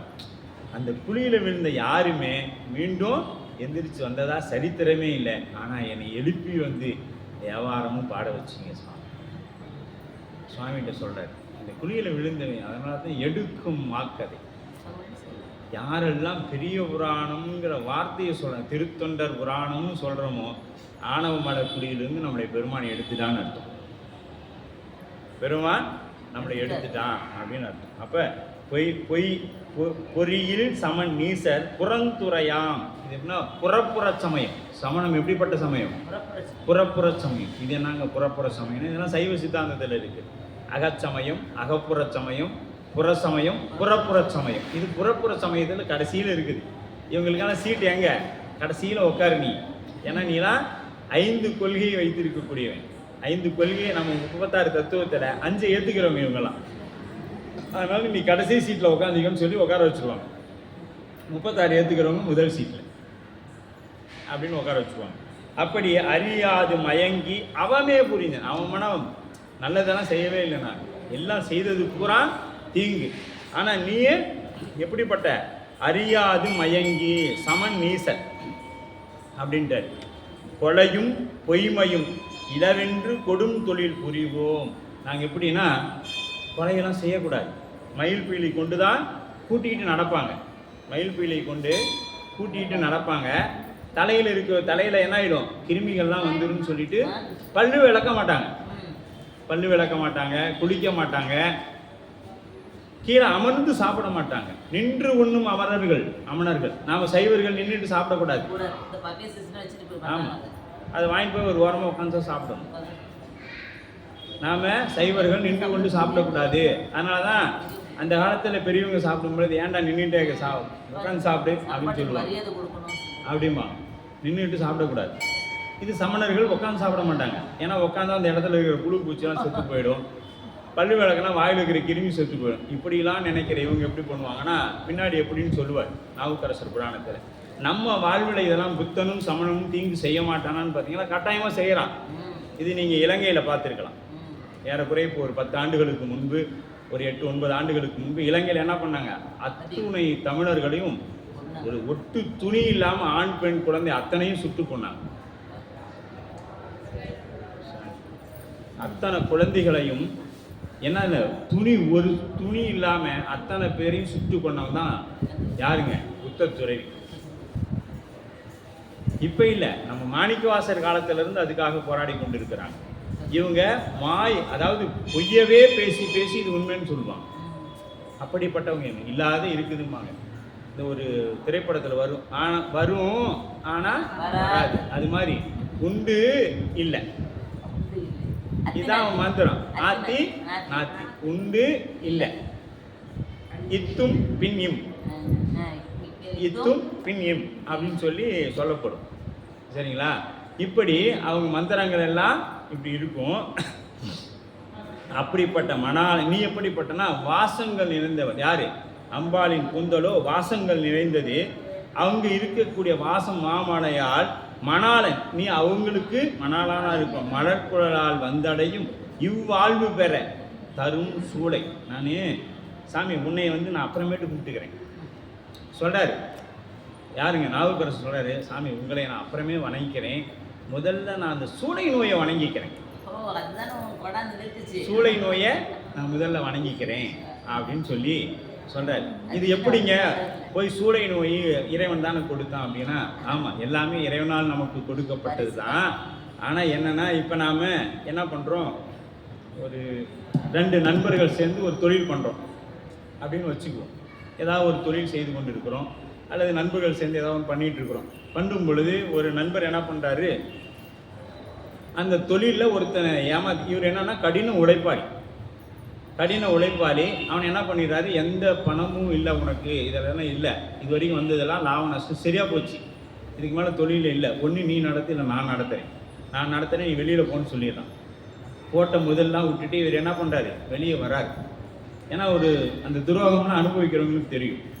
அப்போ வெளியே வரும் பொழுது கொஞ்சம் தூரம் போகிறாரு. வந்த உடனே ஒரு சிவாலயம் இருக்குது. அந்த அன்னைக்குன்னு பார்த்து அந்த கோயிலில் திருவாசகம் முற்றோடு நடந்துச்சு. சரி, வந்தவர் என்ன பண்ணுறாரு, நேரத்தில் வீட்டுக்கு போனால் கேள்வி கேட்பாங்க, கொஞ்சம் நேரம் உட்காந்துட்டு போகலாமே. ஏன்னா மனசங்கடம் இருந்தால் தான் நம்ம எங்கேயா ஒரு பக்கம் போய் ஒரு அமைதியை தேடுவோம். அப்படிங்கிறப்ப சரி உட்காரலாம் அப்படின்னு சொல்லி உட்காராரு. கேட்குறது கொஞ்சம் நல்லா இருந்துச்சு, இருந்தாலும் புரியல. உட்காந்து கேட்டவர் என்ன பண்ணார், கொஞ்ச நேரம் இருந்துட்டு நம்ம முற்றுவார் முடிச்சுட்டு என்ன பண்ணுவோம், அன்னம்பாளிப்பு பண்ணுவோம். சரிங்களா? அன்னம்பாளிப்பு பண்ணுவோம். அதனால் ஏன்னா முடிச்ச உடனே அதான் செய்யணும். அதனால் எப்படா 51ஆவது பதிகம் வந்துச்சு, புத்தகத்தை தூக்கி தலை மேலே வச்சுட்டு ரெடி அப்படின்னு சொல்லி அப்புறம் அங்கே என்ன வாசம் வருது பார்க்க ஆரம்பிச்சிடும். இந்த மூக்கு ஐம்புலனும் இன்ன வரைக்கும் அடங்கி இருந்த ஐம்புலனும் இப்போ ஐம்புலனும் வேலை செய்ய ஆரம்பிச்சிடும். பஸ்ஸு ஆரம்பம் வந்துருச்சா, நம்ம பஸ் வந்துருச்சா, அதுக்கு அடுத்தது மூக்கு வேலை செய்ய ஆரம்பிச்சிடும். அப்புறம் எல்லாம் அது வேலை செய்ய ஆரம்பிச்சிடும். அடங்கி இருந்த ஐம்புலனும் என்ன ஆகிடும், வேலை செய்ய ஆரம்பிச்சிடும். ஆமை ஓட்டுக்குள்ளே இருந்த ஐம்புலன்னு குரூப்புகளும் வெளியில் வந்த மாதிரி இது அது வேலையை செய்ய ஆரம்பிச்சிடு. அப்பாடா சரி சாப்பிட்டோமா, அவரும் உட்காந்து ரொம்ப நாள் உட்காந்து, ஏங்க வாங்க நீங்களும் சாப்பிட்லாம். இல்லைங்க நான் வீட்டுக்கு போய்க்கிறேன். இல்லை வாங்க எல்லாருக்கும் சாப்பாடு உண்டு சாப்பிடும். சாப்பிட்டாரு. சாப்பிட்டோன்னே பரவாயில்லையே வந்தோம் இருந்தோம். நான் போனாரு, நல்லா அப்படியே இரவு முழுக்க போனது. அடுத்த நாள் பார்த்தாரு, எந்திரிச்சு ஆஃபீஸ் போகணும். ஆஃபீஸுக்கு தான் நம்ம வேலை இல்லையே, நமக்கு என்ன செய்யுது. மீண்டும் சரி நேரத்துக்கு போனோமே அந்த கோயிலுக்கே போகிறான். சரி போனவர் கொஞ்சம் நேரம் உட்காந்துக்கிறாரு. அங்கே குப்பையெல்லாம் கிடக்குது. இவர் வேலையே செஞ்சு பழகினவர். குப்பையாக கிடக்குது பார்க்குறாரு. அந்த குப்பையெல்லாம் எடுத்து கொண்டு போய் குப்பை தொழிலில் போடுறாரு. அந்த குப்பையெல்லாம் எடுத்து போய் இப்படியெல்லாம் போக மறுபடியும் முற்றுவதல் வருது, அங்கே அதை எடுத்து பிரதோஷம் வருது, இப்படியே நடக்குது நிகழ்வுகள் எல்லாம். இதெல்லாம் பார்த்தாரு. சரி இதெல்லாம் என்ன அப்படின்னு ஒன்று, இதெல்லாம் எப்படிங்க அப்படின்ட்டு அது மற்ற கிடச்சி வேலையை செய்துக்கிட்டு அந்த நேரத்தில் அங்கே வந்து போயிட்டு இருக்கிறாரு. அவர் வரும்பொழுது ஒரு நாள் நல்ல அந்த கோயிலில் விழா நடக்குது. அப்போ ஒரு 5-6 வருஷம் கழிச்சிருச்சுன்னு வச்சுங்க. அப்போ இவரை ஏமாற்றி கம்பெனி நடத்திட்டு இருக்கிறார்ல, அவர் அங்கே வரார். இவர் தீக்கையெல்லாம் பெற்று அதெல்லாம் இருக்கிறார். வந்து பார்த்த மாத்திரத்தில் என்ன பண்ணுறாரு, அவரை பார்த்தோன்னா நமக்கு எப்படி இருக்கும், இப்போ நம்மளை ஒருத்தர் ஏமாற்றிட்டான், துரோகம் பண்ணிட்டான், அவனை பார்த்தோன்னா நமக்கு எப்படி இருக்கும், அப்போ நம்ம சிவனடியார் இல்லை. நமக்கு கோபம் வந்துச்சு, வருத்தம் வந்துச்சு அப்படின்னா நாம் சிவனடியார் இல்லை. ஏன்னா அவரை பார்த்த உடனே மகராசை நீ தாண்டா என்னை துரத்தன, நான் எங்கள் பெருமாட்ட வந்து வாழ்வு, அதனால நான் முதல்ல உன்னை வணங்குகிறேன். அதனால தான் நேசம் நிறைந்த உள்ளத்தார் நீளம் நிறைந்த மணிகண்ட ஈசன் அடியார் பெருமையினை எல்லா உயிரும் தொலை எடுத்து உரைத்த திருத்தொண்டர் தொகை முன்பாடிய திருவாளன் நேசம் நிறைந்த உள்ளத்தார் நீளம் நிறைந்த மணிகண்ட ஈசன் அடியார் பெருமையினை எல்லா உயிரும் தொலை எடுத்து தேசம் உய்ய திருத்தொண்டர் தொகை முன்பணித்த திருவாளன் வாசமலர் மென்களல் வணங்க வந்த பிறப்பை வணங்குவாம். சேக்கிழார் சொல்றார், இந்த பிறவியை முதல்ல நான் வணங்கிக்கிறேன். ஏன்னா இந்த பிறவி மட்டும் கிடைக்கலன்னா என்னால் இந்த திருத்தொண்டர் புராணம் எழுதியிருக்க முடியாது. அதனால முதல் கண் என்னுடைய பிறவியை வணங்குவேன்னு சொன்ன. அது மாதிரி அவரை பார்த்த மாத்திரத்தில் இவர் என்ன பண்ணிடுறாரு, கும்பிட்டார். அவருக்கு சொன்னிச்சேன், என்னடா நாம் இவ்வளோ ஏமாத்தி அனுப்புனா இவன் நம்மளை பார்த்து கும்பிட்றானே அப்படின்னு சொல்லி அவருக்குள்ள ஒரு எண்ணம் வந்துச்சு. அது போல இந்த சூளையை முதல்ல நான் கும்பிட்டு வந்துடுறேன். எனக்கு இந்த சூளை வரலன்னா நான் இங்கே வந்திருக்க மாட்டேன், எங்கள் அக்காட்ட வந்திருக்க மாட்டேன், திருநீர் கிடச்சிருக்காது, ஆலயத்தில் வந்து பணி செய்திருக்க மாட்டேன், இறைவன் எனக்கு அருள் செய்திருக்க மாட்டார். ஆகவே நான் இங்கு வருவதற்கு காரணமாக இருந்த சூளையை முதற்கண் வணங்கி விட்டு வரேன் சாமி, இருங்க நீங்கள் அப்படின்ட்டார் சாமிகிட்ட. அந்த மாதிரி இது வாழ்வு பெற தரும் சூளை. இந்த வாழ்வு தந்த சூளையை முதற்கண். அப்போ நாம் என்ன பண்ணணும்? நம்மளே ஒருத்தர் இப்படி பண்ணிட்டானா முதல்ல நம்ம உன்னை வணங்கிக்கிடணும். அப்பா உன்னால தான் நான் நெறியில் நிற்கிறேன், நீ இல்லைன்னா நான் இந்த நெறிக்கு வந்திருக்க மாட்டேன். அதனால முதற்கண் என்னுடைய வணக்கம் உனக்கு. இப்போ நினச்சிங்க, நம்முடைய திட்டவனும் நமக்கு ஏமாற்றவனும் துரோகம் பண்ணுறவனும் என்ன பண்ணணும்? நாம வணங்கிக்கிடணும். ஏன்னா இந்த வாழ்வு நம்ம வாழ்றதுக்கு அவன் காரணமாக இருந்திருக்கும் இல்லையா? அதனால முதல்ல அவரை நாம் வணங்கி கொள்ள வேண்டும். அதனாலதான் என்ன சொல்ற, அதுதான் இந்த இடத்துல சொல்றாரு, இவ்வாழ்வு பெற. இந்த இடத்துல என்ன சொல்றாருன்னா, இவ்வாழ்வு பெற தரும் சூளையினுக்கு எதிர் செய் குறை என் கொள் என தொழுவார். முதல்ல நான் சூளையை வணங்கிக்கிறேன் சாமி அப்படின்ட்டு. எவ்வளோ அற்புதமான சிந்தனை பாருங்க இந்த இடத்துல. நமக்கு இந்த இடத்துல கோபம் வருதுன்னு நம்ம இப்போ எல்லாரும் சொன்னோம். கோபம் வந்தால் நாம் என்ன ஆயிட்டோம்? இன்னும் அடியாரம் ஆகலை. அப்போ நாம் இன்னும் எலிஜிபிள் இல்லை, யூனிஃபார்ம் போட்டுட்டோம் ஆனால் அதற்கு தகுதி இல்லை அப்படின்னு நம்மளை சுய பரிசோதனை செய்து கொள்ள வேண்டியது தான். அடுத்து, மேவுற்ற இவ்வேளையில் நீடிய சீர் வீரட்டம் அமர்ந்த பிரான் அருளால் பாகுற்று அலர் செந்தமிழின் சொல் வளப்பதிகம் தொடைபாடிய பான்மையினால் நாவுக்கு அரசு என்று உலகு ஏலினும் நின்னாமம் உலகு ஏலினும் நன்னாமும் நயந்து உரமன்னுக என்று யாவர்க்கும் வியப்பு உரமஞ்சு உறைவான் இடையே ஒரு வாய்மை எழுந்தது. இப்போதான் மருள் நீக்கியாருக்கு இறைவன் பெயர் சூட்டு விழா நடத்துகிறார். இறைவன் பெயர் சூட்டு விழா நடத்துகிறார். வந்தவருக்கு இப்போ என்ன பண்ணுறாரு? நாவுக்கு அரசு என்று உலகு ஏலினும் நின் நாமம் நயந்து உர மண்ணுக. நயந்து உர மண்ணுகனா நிலைத்திருக்க அப்படின்ட்டார். ஏன் இந்த நாமம்? இந்த நாமத்தை சொன்னால் நமக்கு கைலையும் உண்டு. நால்வர் பெருமக்களுடைய திருநாமங்களை சொன்னோம், அதாவது ஒற்றெழுத்துக்களை நீக்கி விட்டு சொன்னீங்கன்னா அது எல்லாமே 5 எழுத்தாக தான் இருக்கும். திருஞான சம்பந்தர், திருநாவுக்கரசர், மாணிக்க வாசகர், சுந்தரர், இதெல்லாம் எடுத்து நம்பி ஆர்வர் அப்படின்னு வரும். இதெல்லாம் எடுத்துட்டு பார்த்தீங்கன்னா 5 எழுத்து தான் வரும் இது எல்லாத்துலேயுமே. இதை சொன்னோன்னா நமக்கு என்ன கிடைக்கும்? சிவாய நமங்கிற 5 எழுத்து சொன்னால் உங்களுக்கு என்ன பலனோ அந்த பலன் கிடைக்கும். அதனால தான் சொல்கிறார், நாவுக்கு அரசு என்று உலகேடினும் நின்னாமம் நன்னாமம் நயந்தியது. இது நல்ல நாமம் நமசிவாயவே சொல்லுவார். இது என்னங்க அப்படி இந்த பேரில் உண்டு அப்படின்னு பார்த்தீங்கன்னா, இதை பின்னாடி சரீரத்தில் பார்க்க போகிறோம். அப்பூதியடிகள் புராணத்தில் அங்கே இவர் ஆட்கொள்ளப்பட்டு திங்களூர் போகிறாரு. போகும் பொழுது எல்லாமே திருநாவுக்கு ரொம்ப தண்ணி தாகம். போகும் பொழுது திருநாவுக்கரசு தண்ணீர் பந்தர் அப்படின்னு இருக்கு. என்னடா திருநாவுக்கரசு தண்ணீர் பந்தர் யார் பேராக இருக்கும் அப்படின்ட்டு. ஏன்னா இவருக்கு தான் முதல்ல அந்த நாமம் சூட்டப்ப, அது வரைக்கும் திருநாவுக்கரசுங்கிற பேரே கிடையாது. திருநாவுக்கரசருக்கு பெயர் சூட்டும் வரை அந்த பெயர் இந்த உலகத்தில் யாருக்குமே கிடையாது. இவருக்கு தான் முதல்ல இறைவன் சூட்டுறார். அப்போ இங்கே இந்த ஊரில் யார் இருப்பாங்க அப்படின்னு சொல்லிட்டு போய், ஏப்பா இவ்வளோ பெரிய புண்ணிய காரியம் செய்கிறீங்க, உங்களோட பெயரில் இது நீங்கள் யார் செய்கிறா அப்படின்னோடனே, இங்கே அப்பூதியடிகள்னு ஒருத்தர் இருக்கிறாரு, அவர் தான் இதெல்லாம் செய்து கொண்டு இருக்கிறாருன்னு. அவர் இல்லை எங்கன்னா எங்கள் அருகாமையில் தான். சரி வாங்க போகலான்னு போகிறாரு. அவர்கிட்ட போனோடனே கேட்குறாரு, ஏப்பா இவ்வளோ பெரிய புண்ணிய காரியம் செய்கிறீங்க, யாரோ ஒரு பேரில் ஏன் செய்கிறேன் அப்படின்னு சொல்லி கேட்குறாரு. யாரோ ஒரு பேரில் ஏன் செய்கிறேன்? இப்போ நாமளாக இருந்தால் என்ன பண்ணுவோம்? ஒரு 130 ரூபாய்க்கு இந்த டியூப்லைட் வாங்கி கொடுத்துட்டு அதில் பேரை எழுதிடுவோம். அடுத்தவங்க பேரில் செய்கிறேன். நான் எங்கள் குருநாதனால் தாங்க நான் இப்படி இருக்கிறேன்னு எனக்காக சொல்லுவேன். நான் நைட்டு பகலாக படித்து நான் வகுப்பு கேட்டு நான் என்னோட திறமையில் நான் வளர்ந்துக்கிட்டேன் இப்படின்னு சொல்லுவோமா? எங்கள் குருநாதர் எனக்கு அருள் செய்ததுனால நான் இப்படி எனக்கு சாமி இந்த ஒரு வாய்ப்பை கொடுத்துருக்கிறாருன்னு சொல்லுவோம். அப்படின்னா இல்லை, நம்பிக்கை பெற்றேங்க, அதுக்கு முன்னாடி நான் இப்படி கேட்டதுனால நான் இப்படி இருக்கிறேன் அப்படின்னு நாமளா பெருமை எடுத்துக்கொள்வோம். ஆனால் குருவினுடைய அந்த அருட்கண் நோக்கத்தினால தான் நமக்கு இந்த நிலை கிடைத்திருக்கிறங்கிறத மறந்து நிற்போம். ஆனால் அங்கே என்ன பண்ணுறார் அவர்? குருநாதரை பார்த்ததே கிடையாது. நாவுக்கரசு பெருந்தகையை அப்பூதியடிகள் பார்த்ததே கிடையாது. அவர் எங்கேயோ இருக்கிறார், யாருன்னே தெரியாது இவருக்கு. ஏன்னா இன்றைக்கி மாதிரி செல்ஃபோனு வாட்ஸ்அப்லாம் இல்லை, ஃபேஸ்புக்லாம் இல்லை. அதனால் என்ன பண்ணாங்க? பார்த்தது கிடையாது. அதனால் இவர் அங்கே வந்தார்.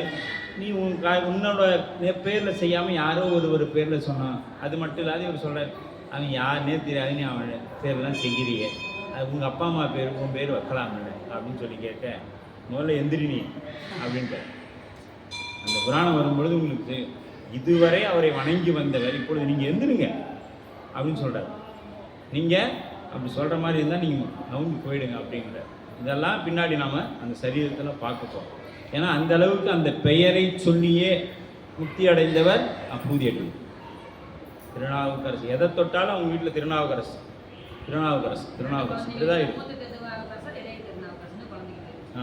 இப்படியெல்லாம் அங்கே வச்சுருக்கும். அப்போ இந்த பாவுற்று அப்படின்னா பாவுற்று அப்படின்னா பாடல் அப்படின்னு, பாவு அப்படின்னா பாடல் அப்படின்னு பேர்.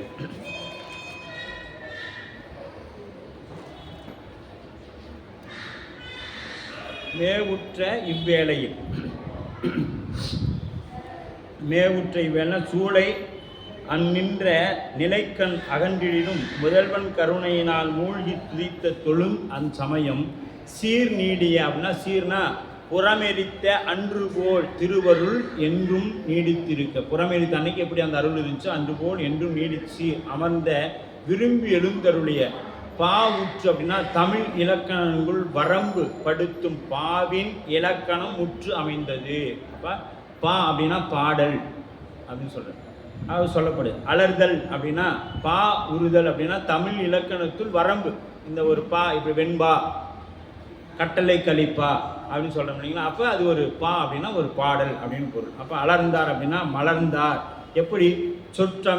சொற்றமிழாமியார் சொற்றமிழால் அதனுள் அடங்கி விடாது மேலும் விரிந்தது. அது அப்படியே அடங்காமல் அலர்ந்தல் அப்படின்னா விரிதல். மலர்ந்தது அலர்ந்தது. அன்றளர்ந்த மலர்களை கொண்டு அரணை அர்ச்சிக்க வேண்டும் அப்படின்னா மலர்ந்த அலர்ந்தனா மலர்ந்த அப்படின்னா விரிதல், பூவே விரிஞ்சிருக்கு அப்படின்னு சொல்ல. அது மாதிரி செந்தமிழ் என்றதனால் தமிழின் இலக்கணம் பொருந்தியமையால் செந்தமிழ் என்றும், இன்சொல் சொல்லின் இனிமையும் பொருளின் இனிமையும் வரைவித்ததால் இன்சொல் என்றும், வன்மை வளமுடையது எடுத்து கொடுக்கவும் குறையாது சொல் பொருள் நிறைந்துடையதாகவும், அன்றைய போலவே இன்றைக்கும் தன்னை எவ்வுயிர்க்கும் பயனை என்னைக்கு இறைவன் இருந்தாரோ அன்னையிலிருந்து இன்னைக்கு வரைக்கும் உயிர்கள் மீது வைத்த கருணை. அந்த கருணை இல்லைன்னா நாமெல்லாம் இந்நேரம் 84 லட்சத்தில் எங்கே இருக்கோம்னே தெரியாது. ஆனால் இன்னைக்கு ஒரு மனிதராக இருக்கிறோன்னா பெருமானுடைய பெருங்கருணை. தொடை அண்ணப்படுவது தொடப்படுவது பாமாய். தொட அப்படின்னா தொடுத்தல். இப்போ மலர்களை என்ன பண்ணுறோம்? அடுக்கி அடுக்கி அடுக்கி அடுக்கி தொடுக்கிறோம். இது வாடக்கூடிய மலர்கள். இது இறைவனுக்கு சாத்தனம்னா அதிகபட்சம் ஒரு 4-5 மணி நேரம். ஆனால் பாமாலை எவ்வளோ வேணாலும் அப்படியே எவ்வளோ நாளானாலும் அப்படியே இருக்கும். நாம் மொத்தமே எத்தனை பாட்டு கற்று வச்சுருக்கிறோம்? 5 பாட்டு கற்று வச்சுக்கிறோம். பஞ்சபுராணம் 12 திருமுறை போய் பஞ்சத்தில் வந்த நாம பஞ்சபுராணம்னு ரெடி பண்ணி வச்சுருக்கோம். அந்த பஞ்சபுராணத்தை என்ன பண்ணுவோம்? மொத்தமே 5 பாட்டு தான் தெரியும். அந்த 5 பாட்டை வந்து தினைக்கும் பாடுவோம். அவரும் சரியாமல் கேட்குறாரு. ஆமாம், ஏத்துவதே ஏத்துகப்பானே அப்படின்னு சொல்லுவார். ஏத்தியவே ஏத்துகப்பான். நீ எனக்கு அன்னைக்கு சொன்னதையத்தான் இன்றைக்கும் சொல்கிறேன், இதையத்தான் நானும் கேட்குறேன். என்னைக்காவது ஒரு சலிப்பு ஏற்பட்டுருக்குதானே? இல்லை, இப்போ மட்டும் இல்லைங்க. 7ஆம் நூற்றாண்டில் அவங்க நம்ம அருளாளர்கள் இயற்றிய காலத்திலிருந்து இன்னைக்கு வரைக்கும் நாம் இதையே தான் பாடுறோம். புதுசாக எதையும் பாட முடியாது. எழுதி வச்சதையே நம்மளால் பாட முடியாது. அதனால தான் அவர் பார்த்தாரு, ஸோ அப்பா 49,000 பாடல் நாவுக்கரசு பெருந்தகை எழுதியது. பார்த்தாரு, இதுங்கெல்லாம் இவ்வளோலாம் பாடாது, ஒரு 3000 பாட்டு போதும் குறை அப்படின்னு சொல்லிட்டு 46 மறைச்சி ஒரு 3 குறைச்சிட்டார். மொத்தமே நமக்கு 18,000 பாடல்கள் தான். ஆனால் ஏகப்பட்ட 3-4 லட்சம் பாடல்களும் இயற்றப்பட்டது. அவ்வளவும் சாமி என்ன பண்ணிட்டாரு? இதுங்களா வருங்காலத்தில் ஒன்றும் செய்யாதுங்க. பன்னீர் திருமையே இன்னைக்கு நாம் பாடுறதில்லை ஆலயத்தில். அதுவும் நம்ம ஒருத்தர் சொல்லியிருப்பார், அதாவது ஒருத்தர் நிறையா உட்காந்து கூட்டமாக 10 பேர் உட்காந்து ஒரு பதிகம் பாடிக்கொண்டு இருக்கிறாங்க. அப்போ ஒருத்தர் வரார், ஒரு வயதில் ரொம்ப முதிர்ந்தவர், பழுத்த பழம் வரார். வந்து சைக்கிளை நிறுத்திட்டு காலனியெல்லாம் வெளியே கழட்டி விட்டு வந்து ஒரு ஆச்சாரமாக கோயிலுக்குள்ளே வந்து பாட வரார். பாட வந்தோடனே இவங்கெல்லாம் அமைதியாகிட்டார். ஏன்னா அவர் பார்க்கும்பொழுது அவ்வளோ தேஜஸ். வந்தார். வந்த உடனே நின்னார். தோடுடைய செவியன் விடையே தூவன் மதிச்சூடி காடுடையன்னு ஒன்று அப்படியே கண்ணில் தண்ணி வந்துச்சு, அப்படியே நின்றுட்டார். இப்படி பதிகம் பாடனா இப்படி பாடணும் அப்படின்னு இருக்கிற அடியாரெலாம் பதிகம் பாடுங்க, 2வது வரியில் கண்ணில் தண்ணியை கொலை போடணும். அவருக்கு தான் தெரியும், அதுக்கு மேலே வரியே தெரியாது. அதுக்கு மேலே வரியே தெரியாது. பெருமானே இதுக்கு மேலே எனக்கு தெரியவே மாட்டேங்குதேன்னு அழுதார். சரிங்களா? ஆனால் நாம் அது இறைவன் அதை ஏற்றுக்கிறான். ஆனால் அது உண்மையதானங்க இருக்கும். பார்த்து 2வது வரியிலேயே அவருக்கு பாட்டே தெரியாது போது நாம அடிச்சு தள்ளு அப்படியே கட கட கடன் போயிட்டே இருக்கு. மதாச்சி எக்ஸ்பிரஸில் போணுச்சு, இப்போ சதாப்தி எக்ஸ்பிரஸில் போகுது. பேசஞ்சர் போய் எக்ஸ்பிரஸ் போய் இன்னைக்கு சதாப்தியில் போயிட்டு இருக்குது நம்ம பாட்டு. குடு குடு குடு குடுன்னு ஓடுது. என்ன செய்யறது? அப்படி தான் திருவள்ளுவர் நம்மளே இந்த காலத்தில் அப்படி தான் வச்சிருக்கு. இப்போ தொடை என்பது 10 பதிகம்னா 10 பாடலை கொண்டது. 10 பாடலை கொண்டது பதிகம் அப்படின்னு பேர். இந்த தொடைனா மாலை தொடுத்தல் அப்படிங்கிற மாதிரி வரிசைப்படுத்தி அப்படி அழகாக கொடுக்கப்பட்டிருக்கும். இதுக்கு பாமாலை என்று பெயர். பாமாலை என்று பெயர். அப்போ 11, 12 பாடல்கள். சில புறவடை இலக்கணங்களால் அவையும் பதிகம் எனப்படும். 11, 12 பாடல்கள்லாம் இருக்கும். அதற்கும் பதிகம்னு தான் பேர். அதுக்கு புறநடை என்று பெயர். புறநடை அப்படியாங்கம்மா? அப்படி. ஏன்னா அவங்க தமிழ் நம்ம அப்பப்போ நம்ம சொல்கிறது சரியான சரி பண்ணிக்கணும். அதனால தான் சாமி என்ன பண்ணிக்கிறாரு, உனக்கு தோணு ஒரு தமிழ் ஆசிரியர், உனக்கு தமிழ் வராதுங்களா, ஒரு தமிழ் ஆசிரியர் உட்கார வைக்கிறேன், அந்த அம்மாட்ட நீங்கள் கேட்டுக்கோங்க அப்படின்னு சொல்லி அப்பப்போ சாமிகிட்ட கேட்டுக்கிடணும். அப்போ திருஞான சம்பந்தர் எல்லா பாடலும் 11 இருக்கும். திருஞான சம்பந்தர்கிட்ட எல்லாமே 11 பாடலாக இருக்கும். நாவுக்கரசர் 12 பாடியிருப்பார், 10 பாடியிருப்பார், 9 பாடியிருப்பார். இது நாவுக்கரசரோட பதிக அமைப்பில் சொல்லப்பட்டிருக்கும். பல பாடல்கள் விருத்த அமைப்பில் இருக்கும். விருத்தங்கள் மாதிரி அது சொன்னால் தான் அழகாக இருக்கும். திருவாசகத்தை முழுக்க நாம் என்ன பண்ணணும்னா பதிகமாக பாடவே கூடாது. பதிகமாக பாடினா உருக்கம் வராது. திருவாசகத்தை விருத்தமாக படிக்கணும், உணர்ந்து படிக்கணும். படித்தாதான் திருவாசகத்தில் நமக்கு என்ன வரும்? உருக்கம் வரும். அந்த ஒவ்வொரு எழுத்துக்கும் ஒரு அர்த்தம் உண்டு. ஒரு எழுத்துக்கும் அர்த்தம் உண்டு. 108 அர்ச்சனை, 1008 அர்ச்சனைக்கு 1008 எழுத்து அதில் இருக்கு திருவாசகத்தை. இதை கௌமார மடம் திருப்பெருந்துறையில் ஒரு முறை பதிவு கல்வெட்டாக பதிக்கும் பொழுது அந்த எழுத்துக்கள் இத்தனைன்னு பதிக்கப்பட்டிருக்கு. நீங்கள் திருப்பெருந்துறை போனால் கல்வெட்டாக இருக்கும் திருவாசகம் முழுக்க. அப்போ திருவாசகத்தை நாம் என்ன பண்ணக்கூடாது? நாம் என்ன பண்ணுறோம்? கடையவனே கருணையினா ஓடிடுச்சு, அவ்வளோதான். கடகடகடன் ஓடிடுச்சு. கடையவன் எனை கருணையினால் கலந்து ஆண்டு கொண்ட விடையவனே விட்டுடுதி கண்டாய் விரல் வேங்கையின் தோல் உடையவனே மண் உத்தர கோஷம் அங்கே அடையவனே கலந்து அப்படி வரணும் கண்ணில். அப்படி சொல்லும் பொழுது என்ன பண்ணால் கண்ணில் அப்படியே தண்ணி அந்த புத்தகத்தில் விழணும். கலந்தேன் எம்பிரான் என்னை தாங்கி கொண்டேன் அப்படிங்கணும். சாமி முடியல என்னால். எப்போ சொல்லுவோம்? நடக்க முடியலன்னா உடம்பு தளர்ந்துருச்சு, யாராவது பிடிச்சி போய் விடுங்களேன் அப்படி நினச்சிக்கணும் இந்த உயிரை. சாமி இந்த உயிர் ரொம்ப தளர்ந்துருச்சு சாமி, தளர்ந்தே அடியே தாங்கி. உடம்பு தளர்ந்தா ஆள் தேரும், உயிர் தளர்ந்துருச்சு. ஏன்னா நம்ம உயிர் தளரவே இல்லை. அது எல்லா பிறப்பும் பிறந்து இழைத்தேன்னா நாம் எல்லா பிறப்பும் வேணும் சாமி கொடு அப்படிங்கிறோம். ஏன்னா ஆசைப்படுறோம். ஏன் ஆசைப்படப்பட ஆய்வரும் துன்பம். அவர் எல்லாம் விட்டதுனால தளர்ந்தாங்க. நம்ம எதையும் விடலை, கெட்டியமாக பிடிச்சிட்டு இருக்கிறதுனால எதையும் விடாதனால நமக்கு தளர்வே இல்லை, ஸ்ட்ராங்காக நிற்குது. இன்னும் சொல்ல போனால் பாம்பன் பாலம் மாதிரி சங்கர் சிம்னால கட்டு போட்டு ஸ்ட்ராங்காக நிற்குது இல்லையா?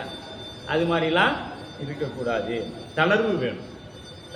தளர்வு இருந்தால் தான் அப்போ தான் போய் அந்த பணிவு வரும். தளர்வு இருந்தால் தான் பணிவு வரும். நாவுக்கரசு பெருந்தகை எல்லா இடத்துலையும் பணிந்து தான் பணி செய்திருக்கிறார். அவர் பணியவே இல்லை. நீங்கள் எங்கேயும் அவர் எப்பயுமே தலையே நிமிர்ந்ததாகவே நீங்கள் புராணத்தில் பார்க்க முடியும். அப்படியே தளர்ந்து போய் அப்படி அந்த பல்லக்கு தூக்கும் பொழுதும் கீழே அப்படியே தூக்கிட்டே முடியாடுறாரு. அந்த வயதில் 80 வயது அந்த மாதிரி வச்சுக்கோங்களேன். ஒரு 75 அப்படி தான் வச்சுங்க. 70-75 வச்சுங்க. நாம் 70-75 ஆனால் நம்மளை தூக்கி நம்ம இந்த உடம்பு தூக்கி நடக்க முடியுமானா முடியாது இல்லையா? நம்ம இந்த உடம்பை தூக்கிட்டு நம்மளால நடக்க முடியாது. அதுக்கே நமக்கு என்ன தேவை? ஊந்துகோல் தேவை, ஆட்கள் தேவை. நம்மளால நடந்து வர முடியாது. ஆனால் என்ன பண்ணுறாரு அவர்? 81 வயதில் திருஞான சம்பந்தத்தில் 80 வயதில் தூக்கிட்டு வர, 70 வயதில் தூக்கிட்டு வர்றாருன்னா நினச்சி பாருங்க அவர் எப்படி இருந்திருக்கணும் அப்படிங்கிறது. அப்போ தொடை பதிகம் பல் சீர்காழி பற்றிய பதிகத்தில் நமக்கு என்ன வந்து 12 வரும். திரு அங்கமாடை, அப்பர் சாமியோட திரு அங்கமாடை. சுந்தரர் வாழ்வழிப்புத்தூரில் 12 பாட்டு பாடியிருப்பார்.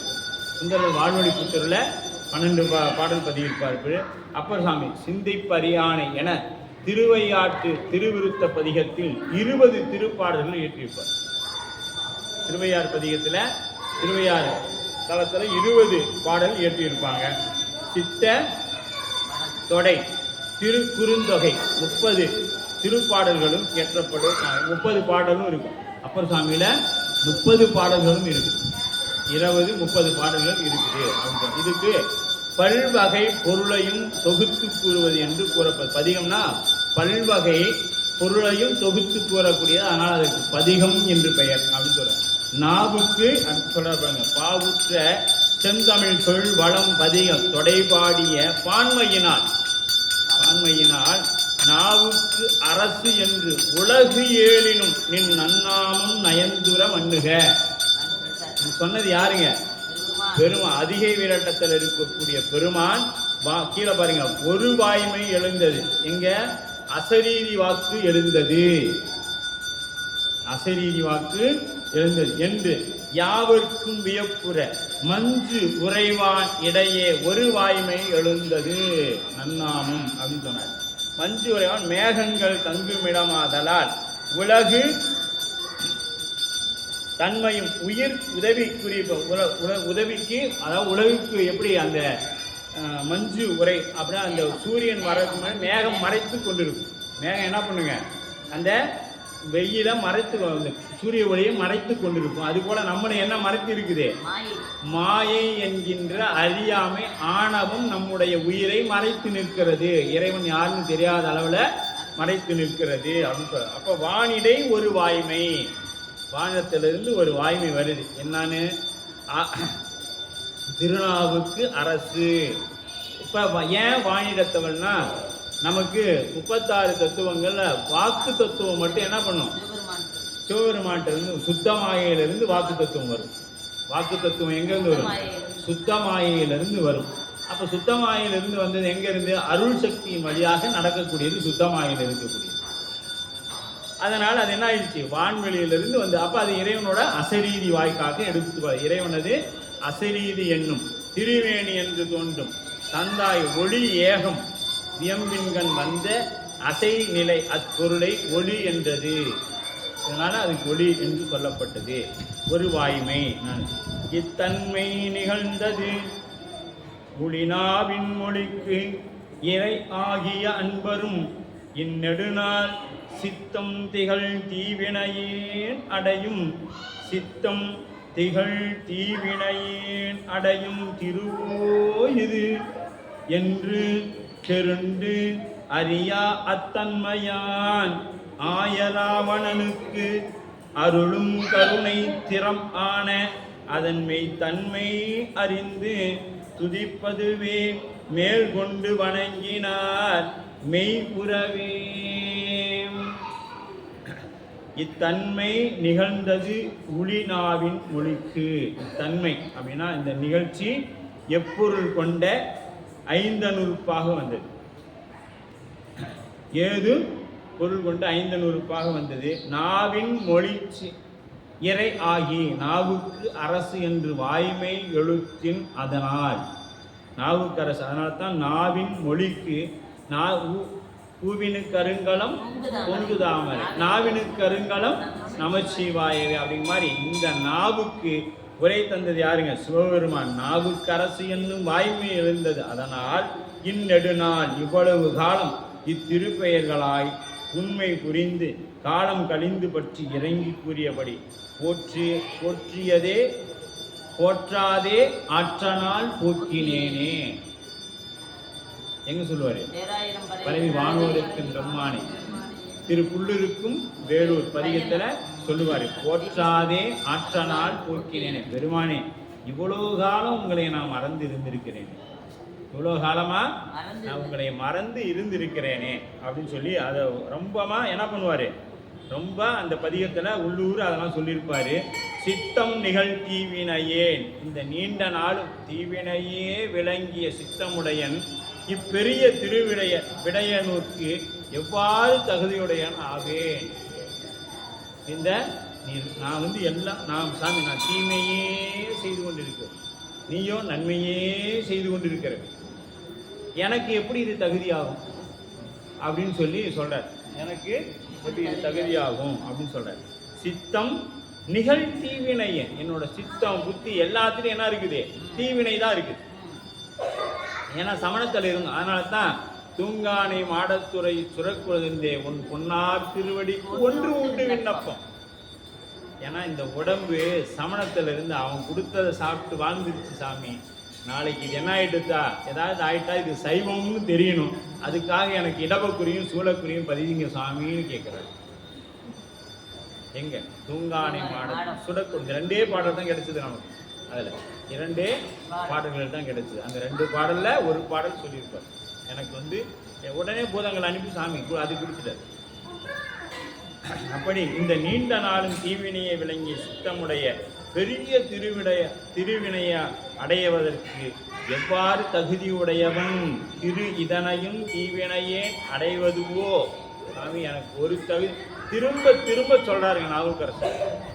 சேர்க்கிறார் அதை நாவுக்கரசர் புராணத்தில் திரும்ப எனக்கு தகுதி இல்லை, எனக்கு தகுதி இல்லை சொல்லிக்கிட்டே வரார். எனக்கு இதற்கு தகுதி இல்லைன்னு சுவாமி அப்படின்னு. தீவினை சமணம் புக்கு சிவனை இகழ்ந்தமது தீவினை. சிவனை இகழ்ந்தா அது என்னது? சிவ குற்றம். தீவினை நமக்கு ஏறுது. அப்படியே அடுக்கடுக்கா அடியாரையும் ஆண்டவனையும் இகழ்ந்தோமே ஆனால் நமக்கு என்ன ஆகும்? தீவினை ஏறிக்கொண்டே போகும்.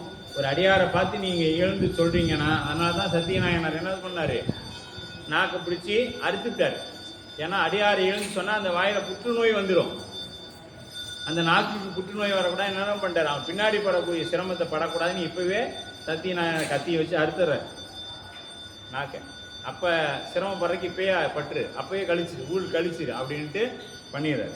அப்போ திரு இதனையும் தீவினையன் அங்கு தீவினை என்பது சமம் என்று திருவின் அளவற்ற பெருமையினை தமது அளவற்ற சிறுமையினையும் எண்ணி.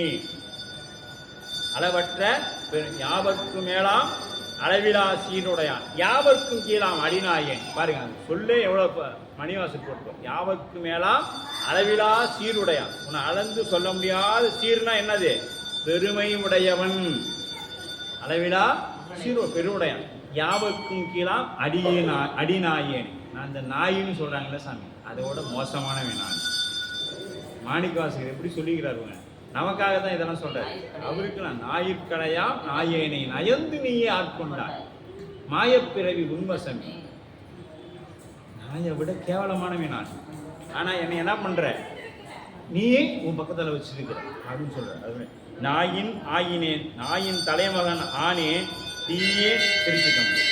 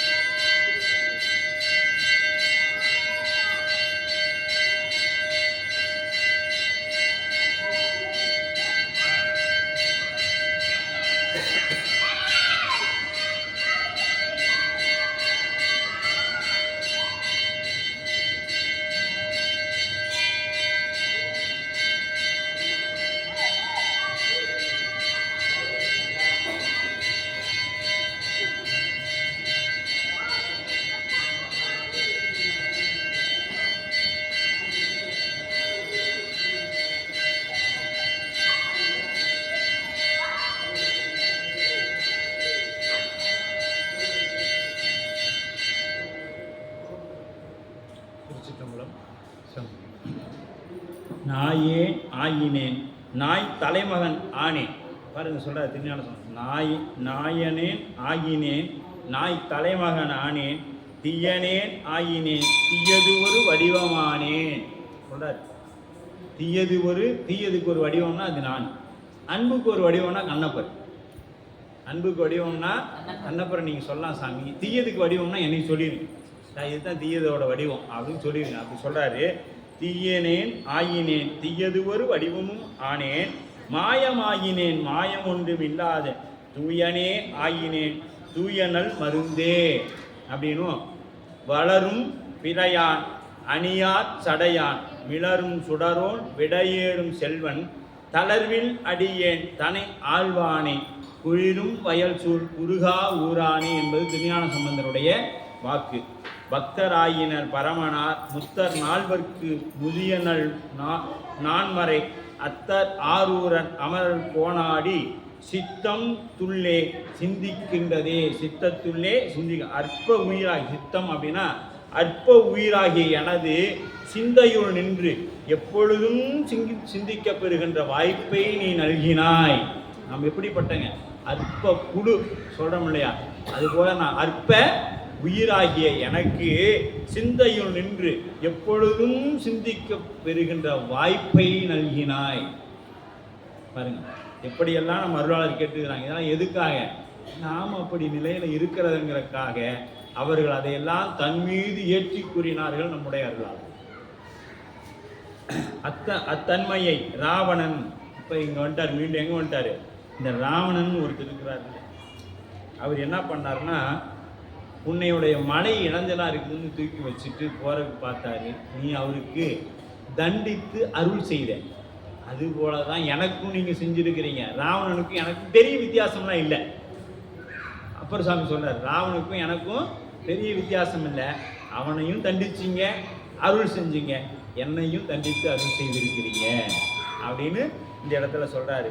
அதனால தான் அத்தன்மை ராவணனுக்கு அருளும் கருணை திறம் ஆன அதன் மெய்த்தன்மை அறிந்து, அதுபோல எனக்கும் நீங்க தன்மை அறிந்து துதிப்பதுவே மேற்கொண்டு வணங்கினார் மெய்யுறவே. இது அப்படியே சொல்லிக்கிட்டே அதிக வீரட்டத்து பெருமான அப்படியே வணங்குறார். ஏங்க யாராவது இறைவன் அருள் பெற்ற பின்னாடி சாமி எனக்கு இதெல்லாம் அப்படிலாம் இல்லை, நான் ரொம்ப எனக்கு எதுவுமே இல்லாதவன். நாம் அப்போ தான் சொல்லுவோம், உனக்கு இதெல்லாம் தெரியுமா, இதெல்லாம் நீ செய்யற. நாம் ஒரு 10 நாள் கோயிலுக்கு வந்துட்டோமா, 11ஆம் நாள் ஒருத்தரை பார்த்து சொல்லுவோம், இதெல்லாம் இப்படி பண்ணக்கூடாது, உனக்கு தெரியுமா தெரியாதா, எத்தனை நாள் கோயிலுக்கு வரேன். அவங்ககிட்ட நம்மளை என்ன பண்ணுவோம், திருவரு சாமி அப்படின்ட்டு ஐயா இப்படி பண்ணக்கூடாது அப்படி சொல்லிட்டு போயிடணும். அது சொல்கிறதே குற்றம் தான். ஏன்னா அவங்க எப்படியாவது அவங்களா கேட்கணும். இப்போ ஒன்று படிக்க தெரியல அப்படின்னா என்ன பண்ணுறோம், நமக்கு தெரியும் இது தப்பு, நம்ம தப்பாக சொல்கிறோம் அப்படின்னு. அப்போ அவங்ககிட்ட போய் கேட்குறோம், இது எப்படிங்க சொன்னால் தப்பு இல்லாமல் வரும், தப்பு இல்லாமல் இது படிக்க முடியும், தப்பு இல்லாமல் ஒரு தொழில் செய்கிறோம், அதில் குற்றம் ஏற்படுது, என்ன பண்ணுறோம், அவர்கிட்ட போய் கேட்குறோம். இப்படி குறையில்லாது தப்பு இல்லாமல் செய்யறதுக்கு நாம் ஒருவரை நாடுறோம். நாடி போகும்போது அவங்க என்ன பண்ணுவாங்க, பரவாயில்ல பையன் ஆர்வமாக வந்து கேட்குறான், அப்போ சொன்னால் அவன் புத்தியில் எட்டும். அவன் நான் அதெல்லாம் படிக்கவே மாட்டேன், அவன்கிட்ட போய் இல்லைடா இது தப்பாக இருக்குது இது பண்ண, முதல்ல நான் படிக்கவே மாட்டேன்னு சொல்கிறேன், நீ இதை இப்படி படின்னு வேறு நீ எனக்கு சொல்லி காமிக்கிறியா அப்படின்னு அவன் என்ன சொல்லுவான், நம்மளைய ஒத்துக்க மாட்டான். அதனால் நம்ம கேட்கும். அதனால தான் குருநாதரை தேடி திரிந்து போய் தேடணும். ஒரு நல்ல குருநாதர் கிடைக்க மாட்டாரா, நல்லா நமக்கு வாய்ப்பு கிடைக்காதா அப்படின்னு தேடனா தான் அந்த 5 எழுத்து என்ன பண்ணுவோம், இடைவிடாது சொல்லுவோம். குருநாதர் கூப்பிட்டு கொடுத்தா அதான் வள்ளலார் சொல்லுவார், கடை விரித்தேன் கொள்வார் இல்லை கட்டி கொண்டேன். அவ்வளோதான், மூட்டை கட்டிட்டேன். ஏன்னா கடை விரித்தேன், ஒருத்தரும் வந்து ஒரு புத்தகத்தையும் வாங்கின பாடு இல்லை, அதனால நான் கிளம்பிட்டேன் அப்படின்ட்டார். ஏன்னா பம்படியாக போய் ஒன்று கொடுத்தேன்னா அது என்ன சொல்லுவாங்க, ஒரு பழமொழி சொல்லுவாங்க என்னன்னா, சும்மா கொடுத்த மாட்டை பல்ல பிடிச்சி வைப்பாங்க. மாடே சும்மா கொடுத்துருக்குறான், அது என்ன பண்ணணும், அது எப்போ எவ்வளோ நாள் ஆச்சுன்னு பல்ல பிடிச்சி, அப்போ அவன் எவ்வளோ இது இருக்கணும் நமக்கு. அது மாதிரி தான் நம்மளுடைய நிலையும். பெருமான் நம்மை ஆட்கொண்டான்ங்கிற கருணை விட்டுட்டு நமக்கு சுவாமி வாய்ப்பு கொடுத்தாருங்கிறத நினைக்கிட்டு வந்தவங்களை ஏதாவது ஒரு குறை சொல்லி கொண்டே இருக்கிறோம் நாம் இல்லையா.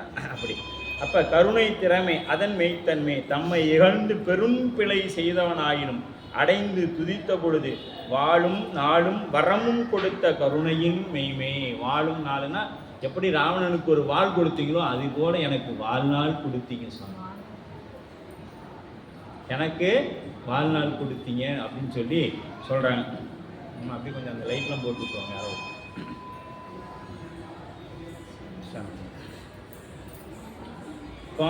பரசும் கருணை பெரியோன் அருள பரிவும் தலையோர் நெறிப்பால் பட வந்து அரசு இங்கு அருள் பெற்று உலகு உய்ந்தது என அடியார் புடைசூழ் அதிகை பதிதான் முரசம் பட கந்துடி தன்மையும் யாழ் முழவும் கிளை துந்துவி கண்டையுடன் நிறை சங்கு ஒளி எங்கும் முழங்குதலால் நெடுமா கடல் என்ன நிறைந்தது உளதே. இப்ப இந்த இடத்துல நாம நெடும் மா கடல் என்ன நினைந்தது உளதே அப்படிங்கிறது. இந்த இடத்துல நாம் அப்படியே எங்க போகணும்னா திருக்கூட்ட சிறப்புக்கு போகணும். பரந்த 1000 பார்கடல் போல்வது அறந்தை தீர்க்கும் அடியவர் மேனிமேல் நிறைந்த நீற்றொழியா நிறை தூய்மையார் புறந்த அஞ்செழுத்து ஓசையை பொழிதலால் பரந்த 1000 பார்கடல் போல்வது. ஒரு கடலோட ஓசையே நம்ம காதுக்கு தாங்காது. 1000 பார்கடல் ஒன்றா ஓசை எழுப்புனா எப்படி இருக்கும்? அந்த மாதிரி இருந்தது எங்க தேவாசிரியன் திருக்காவணத்தில் இருக்கக்கூடிய அடியார்கள் சொல்லக்கூடிய 5 எழுத்து ஓசை. சரிங்க, ஓசை மட்டும் வந்தா கடல்னு சொல்லிடலாமா? இல்லை, அவங்க நெத்தியில நிறைய அணிந்திருக்கக்கூடிய திருநீர் அந்த அலைகள் வெண்மை நுரையை தள்ளி கொண்டு வருவது போல அவர்கள் அந்த தலை வரிசையா இருக்குது.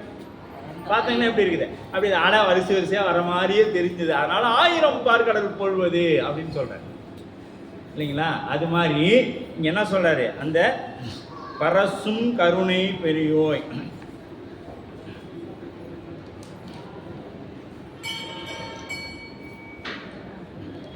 பரசு அப்படின்னா மூவரும் தேவரும் மற்ற யாவரும் துதித்து புறசமயத்தை பரவுதல். பரசுனா புறசமயத்தை பரவுதல் அப்படிங்கிறார்.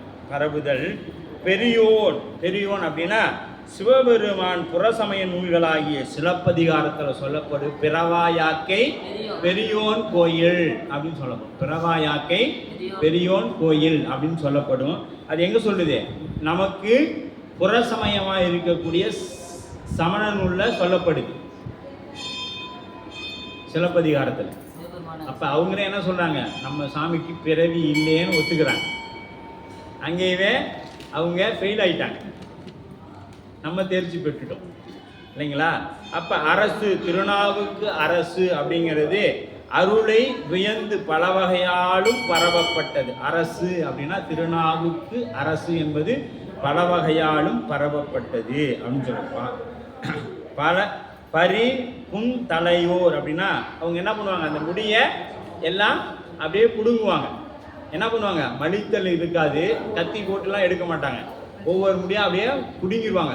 வேரோட புடுங்கினா அது என்ன ஆகும்? புன் தலையர்கள். அவங்க தலை அப்படியே புண்ணு மாதிரி இருக்கும். சமணர்களுடைய தலை எப்படி இருக்கும்?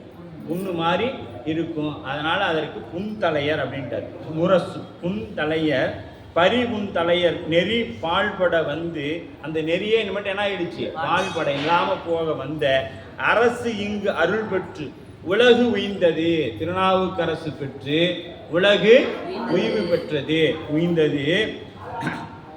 அடியார் புடைசூழ அப்புறம் என்ன ஆயிடுச்சு? இங்க அப்படியே அடியார்கள்லாம் இதை தெரிஞ்ச உடனே அங்கே இருக்கக்கூடிய அடியார்கள் எல்லாம் வந்துட்டாங்க.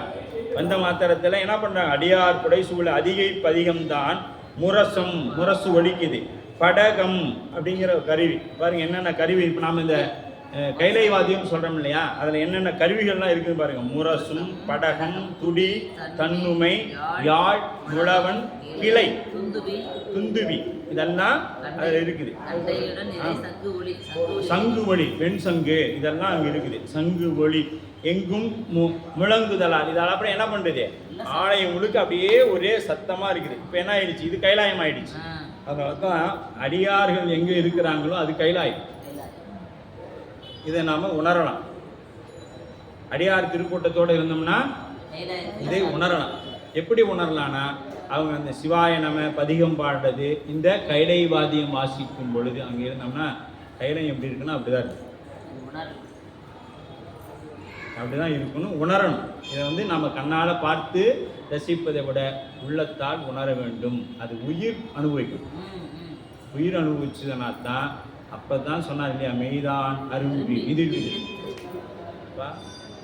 அப்படியே சிரித்து போயிடுச்சுங்க. சொல்லுவாங்க பாருங்க, அது ஒரு புதுசாக வரவங்க சொல்லுவாங்க, நான் வந்தேங்க அந்த இசைக்கருவிலாம் கேட்டோன்னே என்னோட உடம்பே சிரித்து போயிடுச்சுங்க அப்படின்னு சொல்லுவாங்க. அப்படி நமக்கு வரணும். புதுசாக வந்தவங்களுக்கு வருது, நமக்கு ஏன் வரல? நம்ம அவ்வளோதான் வந்துட்டோம், வரும்பொழுது நல்லா தான் வந்தோம், வந்த உடனே நாமளே பெரிய நான் அகம் பிரம்மாசிங்கிற மாதிரி நானே சிவனாயிட்டனே, அப்புறம் எங்கள் சாமி நான் போய் நான் வந்து அப்படி இருக்கிறதுன்னு நினைக்கிறோம். இங்கே உள்ளர வந்துட்டோம்னாவே பெருமானுக்கு நான் அடிமை. சாமி நான் உங்களோட அடிமை, என்னை எங்கே கொண்டு போய் போடுறீங்களோ போடுங்க. அடியாரோட அல்லது நரகத்துக்கு அனுப்புனாலும் சரி நான் போகிறேன் அவங்களோட. நீங்கள் எங்கே போட்டாலும் நான் போகிறேன் சாமி. நீங்கள் நரகத்துக்கு போடுங்க, சொர்க்கத்தில் போடுங்க, சிவபுரத்துக்கு எங்கே கூப்பிடுறியோ நான் வரேன். இனிமேல் எனக்கு ஒன்றுமே தெரியாது, எல்லாமே நீ தான். நீ என்னை என்ன வேணாலும் பண்ணிக்கலாம். நீ வைக்கலாம், உட்கார வைக்கலாம், நிற்க வைக்கலாம், தூக்கி எறியலாம். அதில் சொல்லுவார், விற்றுக்கொள் ஒற்றிவை எண்ணி நல்லார். ஒத்தி வைக்கிறனா என்ன அர்த்தம்? தள்ளி வைக்கிறது. நீ என்னை வேண்டான்னு கூட கொஞ்ச நாள் இரு, தனியாக இருன்னு சொல்லி, ஆனால் என்னை ஒத்தி மட்டும் வச்சிடாத சாமி. மாணிக்காசு கேட்பார், என்னை ஒத்தி வச்சிடாத அப்படின்னு சொல்லி கேட்பார். ஒத்தி வை அந்த நல்ல பதிகம் அது, அந்த பாடல் நம்பியாருன்னு சொல்லுவார். ஆமாம், என்னை ஒற்றி வை, ஒத்தி வச்சிடாது. ஏன்னா ஏற்கனவே அங்கே ஒத்தி வைக்கிறேன்னாரு, அதனால் அந்த மாதிரி மட்டும் செஞ்சிடாதீங்க சாமின்னு சொல்லுவாங்க. அது சுவாமி ஏன்னா கண்டுக்காம கூட விடலாம், ஆனால் வேண்டான்னு ஒத்தி வச்சுட்டாருன்னு வச்சிங்க, மீண்டும் நமக்கு பிறவிங்கிற ஒன்றே வராமல் போயிடும். எங்கே போயிடுவோம்? கேவலத்துக்கு போயிடுவோம். ஏன்னா பிறவி இல்லாமன்னா ஒன்று நாம் இங்கே போயிடக்கூடாது. ஆமாம், இது பிறவி இல்லாமல் போகணுன்னா இன்னொன்று போகலாம், கேவலத்துக்கு போயிடுவோம். சரிங்களா? அப்படித்தான் நம்ம 12ஆம் வகுப்பு படித்தோம்ல, செம்மலன் சொன்னால் சேர விட்டா அம்மலம் கடி அன்பரோடு சேரல அப்படின்னா பிராரத்த வினை வரும். பிரார்த்த வினை வந்துச்சுன்னா மாயை வேலை செய்யும். மாயை வேலை செஞ்சுன்னா அப்படியே கொஞ்சம் கொஞ்சமாக கீழே, எப்படி கொஞ்சம் கொஞ்சமாக மேலே போணுச்சு, அப்படியே ஒரே இந்த என்ன சொல்லுவாங்க, பரமபதம் விளையாடுவாங்க பார்த்தீங்களா, கஷ்டப்பட்டு ஒன்று ஒன்றா ஏறி மேலே போவோம். அந்த பக்கமாக போனவொன்னு ஒரு பெரிய பாம்பு ஒன்று இருக்கும், கொத்தவொன்னு டக்குன்னு கீழே வந்துடுவோம். அது போலத்தான் நாம் பெருமான இடத்துல கொஞ்சம் ஏமாந்தோம்னா இந்த மாயை வந்து பற்றி நம்ம என்ன பண்ணிடணும், அதான் பாதாளத்தில் தள்ளிடும். அதுதான் கேவல நிலை. அதில் பாதாளங்கிறது கேவல நிலை. நம்ம வாழ்க்கை எப்படி பரமபதம் போல தான், கொஞ்சம் ஏமாந்துட்டோம், வாய்ப்பு இல்லைன்னா கீழே வந்துடுவோம். நாம் ஆனால் நான் அந்த தீக்கை போட்டுட்டேன், நான் எல்லாம் பண்ணிட்டேன், எனக்கு எல்லாம் சுவாமி அருள் செஞ்சுட்டாரு, எனக்கு முக்தி தான், என் ஜாதகத்தில் பண்ணுல கேது மறைஞ்சிட்டாரு, கேது வந்து உட்காந்துட்டாரு, எனக்கு ஜாதகம் சொல்லிட்டு அடுத்த பிறவியே இல்லைன்ட்டார். இதெல்லாம் ஆமாம், எந்த வேலையும் செய்ய மாட்டோம், கோயிலில் வந்து எந்த வேலையும் செய்ய மாட்டோம். ஆனால் 12 கேது இருக்கிறதுனால என்ன ஆயிடுச்சு, நமக்கு வந்து பிறவி தான் கடைசி பிறவி, இதுக்கு மேலே பிறவியே இல்லை. யார் ஜோசிகார் கையிலே இருக்குது, நஞ்சினேஸ்வரர் இன்னம்பர் கணக்கில் இருக்குது, இன்னம்பர் முடிவு பண்ணுவார், அப்டேட் பண்ணுவார். இன்னைக்கு இந்த நிமிஷம் நீ உள்ளத்தால் யாராளுக்கெல்லாம் பாவம் பண்ணேன் அதை முதல்ல எடு, அப்புறமே நீ இல்லைங்கிறதுக்கு போகலாம் அப்படின்னு சொல்லி உள்ளத்தால் யாராருக்கு தீங்கு நினைச்சேன். ஆமாம், எதாலையும் தீங்கு செய்யக்கூடாது. அப்போ உள்ளத்தால் யாராருக்கு தீங்கு செய்யுது பாரு, இப்போ இந்த நிமிஷம் நீ இதை செஞ்சுருக்கிற அப்படின்னு நமக்கு பயோடேட்டா கொடுத்துருவார். அதனால் என்ன பண்ணணும், அடியாரோடு இருக்கணும். அடியாரை விட்டு நகர்ந்து, அதனால தான் இங்கே அடியாருடன் இருக்கிறாங்க. நமக்கு கிடைத்த வாய்த்த நந்தமக்கு ஈரோர் பிறவி மதித்திடுமே. நமக்கு சுவாமி பெருங்கருணை வைத்து அடியார் திருக்கூட்டங்களோட இணங்க வச்சு அடியார்களோடு இருக்க வச்சிருக்கிறார். அதுக்கு நாம் அவருக்கு என்ன நன்றி கடன் பட போகிறோம்னே தெரியல, நன்றி செய்ய போகிறோம். இதெல்லாம் நன்றி இல்லை. யான் இதற்கு இளநோர் கைமாறு, அவ்வளோதான். இதுதான் அதுக்கு சொல்ல முடியும். யான் இதற்கு இளநோர் கைமாறு, இதுக்கு ஒன்றும் உனக்கு செய்ய முடியாது சாமி. எனக்கு என் மேலே நீ வைத்திருக்கிற கருணைக்கு நான் உனக்கு ஒரு நன்றியும் செய்ய முடியாது அப்படின்னு சொல்லுவேன். அப்படி மையல் பாருங்க, அது சங்கு, இதெல்லாம் எப்படி இருக்குது, கடல் போல இருக்குது. கடல் போல அந்த அடியார்கள் இருப்பதெல்லாம் காட்சி கொடுக்குது. அடியார்கள் இருந்தாலே அது கடல் தான். ஏன்னா சிவம் மிகப்பெரிய கடல், சிவத்தோடு தான் அடியார்கள் இருக்கிறாங்க. ஏன்னா எல்லா நதிகளும் எல்லா சமயமும் எங்கே வந்து சங்கமிக்குது, கடலில் தான் சங்கமிக்குது எல்லா நதிகளும். அதுபோல் எல்லா எல்லா சமயங்களும் எங்கே வரும்னா கடைசியில் சிவபெருமான இடத்துல தான் கொண்டு வந்து சேர்த்தோம். நீ ஒரு இஸ்லாம் மதத்தை சரியாக கடைபிடித்தாயானால் அடுத்த பிறவில் நீ சைவனாக பிறப்பாய். எந்த மதத்தில் நீ இருக்கியோ அது சொன்ன பிரகாரம் வாழ்ந்தானா அந்த மதம் நிறைவு. அதில் அடுத்து சாமி தூக்கி வேற பக்கம் போடுவார். நம்ம அதிலேயே சரியா இல்லைன்னா நீ கொடுத்ததில் 1ஆவதே பாஸ் பண்ண மாட்டேற, நீ எங்கே போய் பிஹெச்டி பண்ணுறது அப்படின்னு சொல்லி சாமி மீண்டும் அங்கேயே போட்டுருவார். நீ ஒன்றாதே இன்னும் 10 வருஷத்துக்கு படி, அப்புறம் பேசிக்கலாம் இதாக இருந்தார் அப்படின்னு. மையல் துறை ஏறி மகிழ்ந்து அலர்சீர் வாக்கீசர் மனத்தோடு வாய்மையுடன் மெய்வுற்ற திருப்பணி செய்வாராய் விரவும் சிவச்சின்னம் விளங்கிடவே எய்துற்ற தியானம் அரா உணர்வும் ஈது இன்றி எழும் திருவாசகமும் கையில் திகழும் உளவாரமுடன் கைகொண்டு கலந்து கசிந்தனர அப்படியே கசீராருங்க. கலந்து கசிந்து கண்ணீர் மல்கி கசியும். இதெல்லாம் பாருங்க, பணிவு வந்தால் தான் இதெல்லாம் வரும் முதல்ல. அதனால தான் பணியுமாறு பணி செய்துன்னு அக்கா கிட்ட சொல்லிட்டார். திலகவதியார்கிட்ட பணியுமாறு பணி செய் அப்படின்ட்டாங்க. அந்த வார்த்தையை சேக்கிழார் பெருமான் எல்லா பாடல்களிலும் இப்போ கொண்டு வந்துகிட்டே இருக்கிறார்.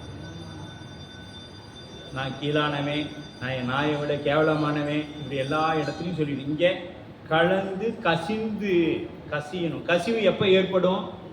உள்ளம் உருகனாதான் கசிவு ஏற்படும். டேம் நிறைஞ்சா தானே எங்கே ஒரு பக்கம் கசி நீர் தொட்டியில் தண்ணி கசிதுன்னா அங்கே தண்ணி இருந்தால் தானே கசியும். தண்ணியே இல்லைன்னா எங்கே போய் கசியும்? தண்ணியே இல்லைன்னா கசியாது. அப்போ கசியுதுன்னா அங்கே என்ன உள்ள இருக்குது? தண்ணி இருக்குது. கொஞ்சம் விரிசல் ஏற்பட்டதுனால கசியுது. அப்போ நம்மகிட்ட உள்ளத்தில் என்ன இல்லை? அன்பு இருக்கணும். இருந்தால் அது என்ன ஆகும்? கசியும். கசிந்து கண்ணீர் மல்கி ஓதுவார் நம்மை நன்னெறி குவிப்பது வேதம் நான்கின் மெய்ப்பொருளாவது நாதம் நாமம் நமசிவாயவே. அப்போ அந்த கசிவு வரணும் அப்படின்னு சொல்லப்படுது. மையல் அப்படின்னா மையல்னா என்னங்க? மயக்கம். அப்போ வலுக்குபவை முதலை அப்படி முதலானவற்றை அழுகுவனவற்றை இறக்கி ஏற முடியாத ஆழத்துள்ளே முதலிய நீர்த்துறையில் மக்களுக்கு கூடாதவை போல. எது? அழுக்கு இருக்கிற குட்டையும் அழுக்கு இருக்கிறதும் முதலை இருக்கிற இடத்துல என்ன பண்ணுவாங்க? இப்போ நாமளும் தான். இப்போ ஐயாலாம் கேட்டிங்களா, நான் சின்ன வயசில் அமராவதி ஆற்றுல போய் மணலில் போய் புளியை பறித்து காலை நீட்டி விட்டு அதெல்லாம் மணல்லாம் மேலே போட்டு உக்காந்துருப்பேன். ஐயா கேட்டிங்களா சொல்லுவார். இன்றைக்கி போய் அமராவதி ஆற்றுல யாரையாவது இறங்க சொல்லுங்க பார்க்கலாம். ஏன்னா அங்கே என்ன போட்டுக்கிறாங்க? முதலை இருக்கிறது, யாரும் உள்ளே இறங்க வேண்டாம்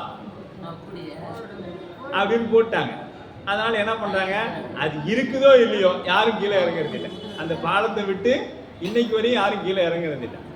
ஏன்னா நாம் இத்தனை பேர் இருக்கிறோமே, அது என்ன பண்ணிடுது? யாராவது ஒருத்தர் இறங்குறாங்களே, இத்தனை பேர் இருக்கிறாங்களே அப்படின்னு யாராவது இறங்குறாங்கன்னா இறங்க மாட்டாங்க. ஆனால் நான் இறங்கிட்டேனேங்கிறார். யாரு? கரைகொள் கண்டு அப்பர் சாமி. அந்த குளத்துக்கு போகாத மூழ்கிடுவேன்னு சொன்னாங்க. நான் கேட்கலையே. நான் கேட்டிருந்தா அப்பயே தப்பிச்சிருப்பேன். ஆனால் நான் கேட்கல, போய் முழுகிட்டேன். அப்படி சொல்றார். மையல் துறை ஏறி அந்த வரவே முடியாத ஆழம். எது? நம்ம இன்னைக்கு ஆழ்துளை கிணறுல போயிடுச்சுன்னா 10 நாள் ஆனாலும் எடுக்க முடியாமல் போயிடுதே. அதை விட ஆழம் சாமி நான் போனது. ஆனால் நீ அந்த ஆழத்துல இருந்து என்னை எடுத்துட்டு வந்துட்டேன். சாமிகிட்ட சொல்றார், அந்த ஆழத்துல இருந்து என்னை எடுத்து. மையல் துறை ஏறி மகிழ்ந்தாளர் சீர். சீர்னா பெருமை. இப்போ தாய்மாமன் சீர் கொண்டு வராங்க சொல்றோம்னா, தாய்மாமன் பெருமைப்படுத்துகிறார். அதனால தான் சீர் கொண்டு வர. சீர்னா பெருமை அப்படின்னு சொல்றோம். அப்போ அலர்சின்னா மலர் போல விரிந்து புகழ் பெற்று, மலர் போல விழிந்து புகழ் பெற்று ஏறி மகிழ்ந்து, ஏறியதனால் மகிழ்ச்சி அடைந்தேன். நான் இந்த குழியில மேலே வந்ததுனால எனக்கு என்ன கிடைத்தது? மகிழ்ச்சி. அது இல்லை வராமல் போயிருந்தேன்னா எனக்கு எதுவும் கிடைக்காது. அலர்ச்சி. அலர்னா நற்றவை. அலர் அப்படின்னா புறச்சொல் படிச்சொல் என்று சொல்லப்படும். புறச்சொல் படிச்சொல் என்ற பொருளில் கொண்டு பின்னர் சமணர்கள் வஞ்சனை தெரிந்து குறிப்பால் உணர்த்தினார். பின்னாடி இவங்க என்ன செய்ய போறாங்கிறது சேக்கிழார் பெருமான் என்ன பண்றாரு? இங்கேவே சொல்லிட்டார். அது எப்படிங்க சொல்ல முடியும்னா அதுதான் ஞானம். அது எப்படின்னா ஏற்கனவே அவருக்கு அந்த வரலாறு தெரிந்து விட்டது. அது எப்படிங்கன்னா, நாம் ஒரு திரைப்படத்துக்கு போகிறோம். அப்போ என்ன பண்ணுவோம்? கூட நண்பர் வராது. 2வது முறை நாம் பார்க்குறோம். அவர் முதல் முறை பார்க்குறாரு. பார்த்த உடனே அது வில்ல வந்தவொடனே சொல்லுவோம், வந்துட்டானா அட பாவி சண்டாலம் வந்துட்டாயா, என்னடா அவன் பார்த்தா நல்லவன் மாதிரி இருக்கிறான், நீ வந்த உடனே இப்படி சொல்கிறேன் அப்படின்னா இரு அவன் போக போக தெரியும் அவனோட வேலை என்னன்னு உனக்கு அப்படின்னு நம்ம என்ன சொல்லுவோம்? பக்கத்தில் இருக்க சொல்லுவோம் இல்லையா? அது போல சேக்கிழார் வருமா நீங்கள் சொல்கிறாரு. என்னன்னு சொல்கிறாரு? மையலுரை ஏறி அலர்சீர் வாகீசர் மனத்தோடு அந்த அந்த அலர்சீருங்கிறது அந்த அலர் பின்னர் மிகச் சிறப்பாக விளைவதையும் குறிக்கும். பின்னர் அவர் எப்படி அதிலிருந்து தப்பிச்சு வரார், அலர்சீர் அப்படிங்கிறது அப்படி எப்படி தப்பிச்சு வரார் அப்படிங்கிறதும் திருவருளை கொண்டு வரார் அப்படிங்கிறதும் இருக்கும். மனத்தோடு வாய்மையுடன் மெய்வுற்ற திருப்பணி அப்படிங்கிறார். திருப்பணிகள் மனம் எப்படின்னா, இப்போ திருப்பணி மெய்வுற்ற திருப்பணினா மனம் வாக்கு காயத்தால் செய்கிறது தான் திருப்பணி. மனம் வாக்கு காயத்தால். இப்போ நம்ம உழவாரம் செய்கிறோன்னா மனம் என்ன சொல்லணும்னா, பெருமா நமக்கு இந்த ஒரு வாய்ப்பை கொடுத்துருக்கிறானே, அவனோட கருணையை நாம் என்னன்னு சொல்கிறது. நமக்கு கை காலம் நல்லா கொடுத்துருக்குறானே. சில பேருக்கு கை மடக்க முடியல, சில பேருக்கு கால் மடக்க முடியல, சில பேருக்கு நிற்கவே முடியல. ஆனால் நம்மளை என்ன வச்சுருக்கிறான், பின்னாடி சொல்லுவார் அப்பர் சுவாமி தேவாரத்தில், கால் கொடுத்து கையேற்றி அப்படி உதிர நீரால் நிரப்பி தோல் போர்த்து. எவ்வளோ பெரிய இன்ஜினியர் நம்ம சாமி. அப்படியே முதல்ல என்ன பண்ணணும், கால் கொடுத்து முதல்ல பில்லர் நிறுத்தணும். அப்பயே சொல்கிறார் பாருங்க, இதெல்லாம் நான் போய் இன்ஜினியரிங்கை படிச்சுட்டு வந்தார் நம்ம அப்பர் சுவாமி. கால் கொடுத்து முதல்ல பில்லரை நிறுத்து, அப்புறம் தோல் கொடுத்து விட்டத்தை போடு, அப்புறமேட்டு உள்ளார கவர் பண்ணிவிட்டு அப்புறம் பூசு. உள்ளார எப்படி இருக்குது, இதை சாமி பூசாமல் விட்டுட்டாருன்னு வச்சுங்க, ஒருத்தரும் நம்ம பார்க்க முடியாது, ஒருத்தரும் பார்க்க முடியாது. அவ்வளோ புழு பொறிந்த பொய்க்கூரை மெய்யென்று நாத்திகம் பேசி அப்படின்னு. அப்படியே நாம் என்ன சொல்கிறோம், பொய்யான இந்த உடம்பை மெய்யின்னு நாத்திகம் பேசி தெரியும். அத்தனையும் புழு. ஒரு நாள் 2 நாள் ஆகட்டுமே, என்ன நாற்றம் அடிக்கும், தூக்கி துர்நாற்றம். நாற்றம் இல்லை, நாற்றம்னா மனம், துர்நாற்றம் அடிக்கும். எப்போ அது தூக்கி போகிறது அப்படின்னு ஆயிடும். இன்னும் பார்க்கணும்னா ரோட்டோரங்கள் அடிபட்டு கிடக்கக்கூடிய விலங்குகளை பார்த்தோம், அப்படி உப்பி போய் வெடி. அது மாதிரிலாம் நமக்கும் உண்டு. நாமளும் நம்ம பண்ணுற அதெல்லாம் கம்மியாக பண்ணதுக்கு அவ்வளோன்னா நாமளே எவ்வளோ பண்ணியிருக்கோம். அதெல்லாம் சிந்திச்சோம்னா அப்படியே பயப்படும், எதை ஒன்று செய்யறதுக்கும் பயப்படும். மனத்தோடு வாய்மை. அப்போ மனம் வாக்கு காயத்தால் பணி செய்கிறது தான் திருப்பணி. பட்டினத்தார் சொன்ன மாதிரி வாய் ஒன்று பேச, மெய் ஒன்று செய்ய, கருத்து ஒன்று என்ன, இப்படி ஒவ்வொன்றும் செஞ்சிச்சுன்னா, நான் செய்யும் பூசை எவ்வாறு கொள்வாய் கட்சியை கம்பெனிம்பார். இப்போ கை ஒன்று செய்யுது, கால் ஒன்று செய்யுது, காது ஒன்று கேட்குது. அப்போ திருப்பணி செய்யும் பொழுது என்னன்னா, முக்கரணங்களும் இங்கே நிற்கணும். உடம்பு இறைவனுக்கு திருப்பணி செய்யணும், வாக்கு இறை நாமங்களை சொல்லணும், சிந்தை இடையறா இறைவன் சிந்திக்கணும். வேறு எதுவுமே வரக்கூடாது. இங்கே வேலை செஞ்சுட்டு இருக்கோம், அவன் வராம்பார், இவன் எப்படியாப்பட்ட இவன் கோயில் வந்துக்கிறான் பாரு. அப்படியே இங்கே கை இங்கே வேலை செஞ்சுட்டு இருக்கோம், கண் எங்கே இருக்கும், இங்கே இருக்கும். நீங்கள் இந்த கொல்லன் பட்டறையில் போய் பார்த்தீங்கன்னா தெரியும் அவங்க எப்படி அந்த பணியை செய்கிறாங்க அப்படின்ட்டு. அவங்க சுற்றி அடிக்கிறாங்க பார்த்தீங்களா, அவங்க வந்து சுற்றியை அடிக்கிற இடத்த தான் பார்ப்பாங்களே ஒழிஞ்சு வேறு எங்கேயும் அவங்க கவனம் இருக்காது. அந்த எந்த ஒரு பாயிண்டில் வச்சு அந்த உளியை வச்சுருக்காங்களோ அந்த உளி வெற்ற இடம் தான் அவங்களோட பார்வை இருக்கும். சுற்றி அங்கே போட்டோன்னா அந்த உளியோட தலையில் படும். கல் செதுக்கிறவங்க பாருங்கள் சபதியை, அவங்க வந்து இதை பார்க்கவே மாட்டாங்க. எங்கே இந்த சுற்றியும் உளியும் பார்க்க மாட்டாங்க, உளி வெற்ற இடத்த தான் பார்ப்பாங்க. அது மாதிரி நாம் என்ன இருக்கணும், பணி செய்யும் பொழுது நம்மளோட சிந்தனை எங்கே இருக்கணும், பணியில் தான் இருக்கணும். அவன் வரான் பாரு, அவன் என்ன பண்ணாங்க உனக்கு தெரியுமில்ல அப்படின்னு நாம் இங்கே வேலை கூட்டிகிட்டு இங்கே பார்த்து பேசிட்டு இருக்கோம். அப்போ அது என்ன ஆகிடுது, குற்றமாயிடுது, பயன் இல்லை. அந்த பணியினால் நமக்கு என்ன இல்லை, ஒரு பலனும் இல்லை. சாமி இது இன்னும் இப்படியே தான் இங்கே வந்து திறந்தன பாடு இல்லை. நம்மளே தண்டனை பெற்று தான் சிறைச்சாலைக்கு வந்துக்கிறோம். அங்கே போய் குற்றங்களையே செஞ்சா என்னைக்கு வெளியே வர போகிறோம், அது வாய்ப்பே இல்லை. இப்போ ஒடு உடன் அப்படின்னார். மனதோடு உடன் அப்படின்னா புறத்தே மனம் செல்லாமல் ஒரு மனதுடன் நினது திருவடி நினைக்கின்ற உத்தமர்தம் உறவு வேண்டும். வல்லார் சொல்வார், ஒரு மனதுடன் உனது உத்தமர்தம், ஒரு மனதுடன் உனது திருவடி நினைக்கின்ற உத்தமன். யார் உத்தமன்னா, யார் ஒரு மனதோட உன்னோட திருவடியை நினைக்கிறாங்க அவங்க உத்தமன். உத்தமர்தம் உறவு வேண்டும். ஏன் வேண்டும்னு கேட்டாரு, அவரோட சேர்ந்தாவாச்சு பூவோட சேர்ந்து மணக்கிற நாரும் போல எனக்கு வாழ்க்கை அமையுமே சாமிங்கிறதுனால கேட்குறாங்க இல்லையா. அதுபோல தொண்டுன்றது கலந்து கசிந்து உருகி செய்யக்கூடியது தொண்டு. நான் நான் நான் அப்படின்னு செய்யக்கூடாது. நான் நான்னு செய்யக்கூடாது. கசிந்து அப்படியே அது அப்படியே அவங்களோட சேர்ந்து செய்யணும். அப்போ செய்யும் நிலை உணர்வும் வாசகமும் உளவாரமும். சாமி அந்த உளவாரத்தை அது ஏன்னா கொஞ்சம் நெஞ்ச பாடல் இல்லைங்க. ஏறக்குறைய 21 ஆண்டுல 49,000 திருப்பாடல்கள் பாடியிருக்கிறார்.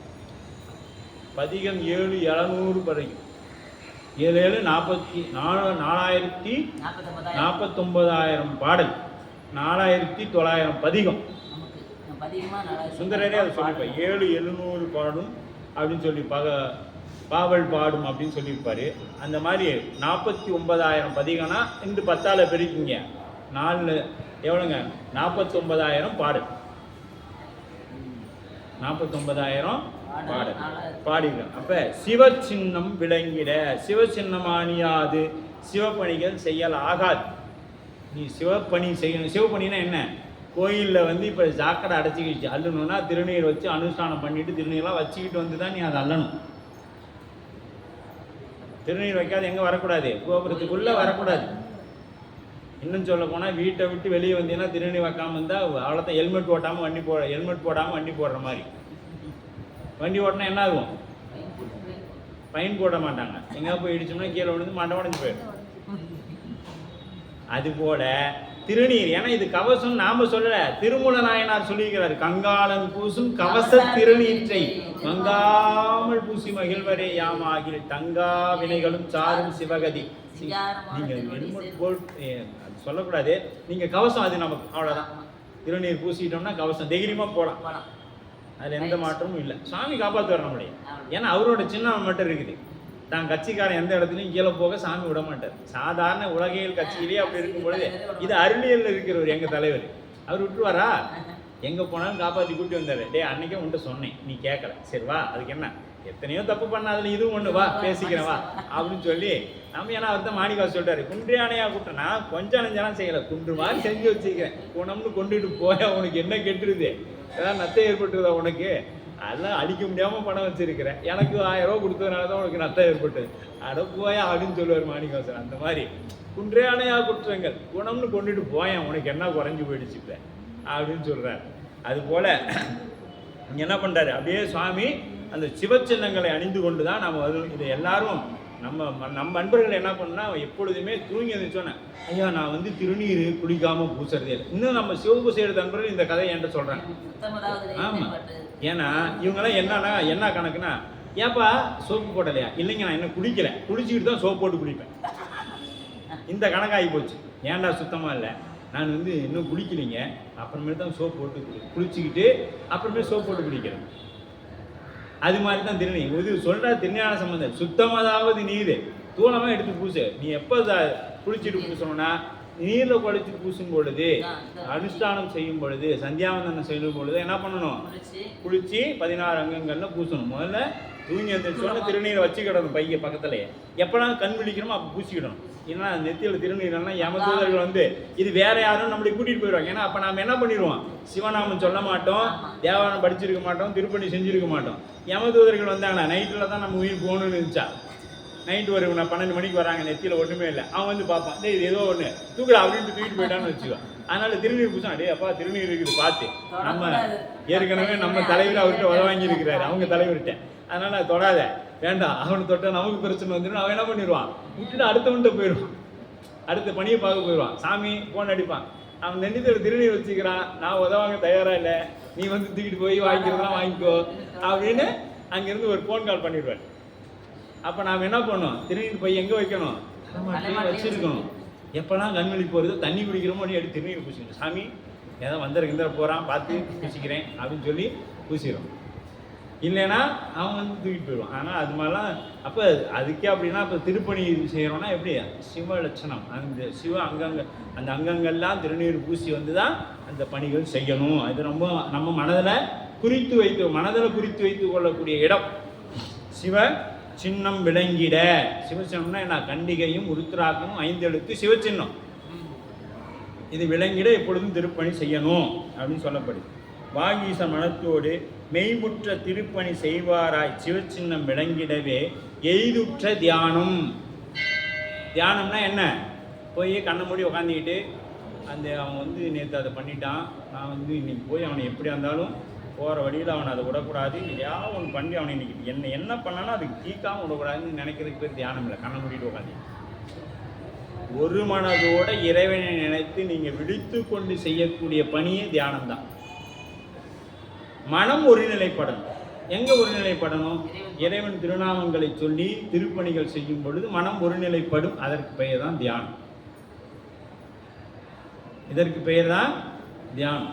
நம்ம கண்ணை மூடிக்கிட்டே எல்லாம் பழசுது, குழந்தையில பண்ணது, நாளைக்கு நம்ம பண்ண இருக்கிறது, இதை சிந்திச்சுட்டு இருக்கிறதுக்கு பேர் தியானம் இல்லை.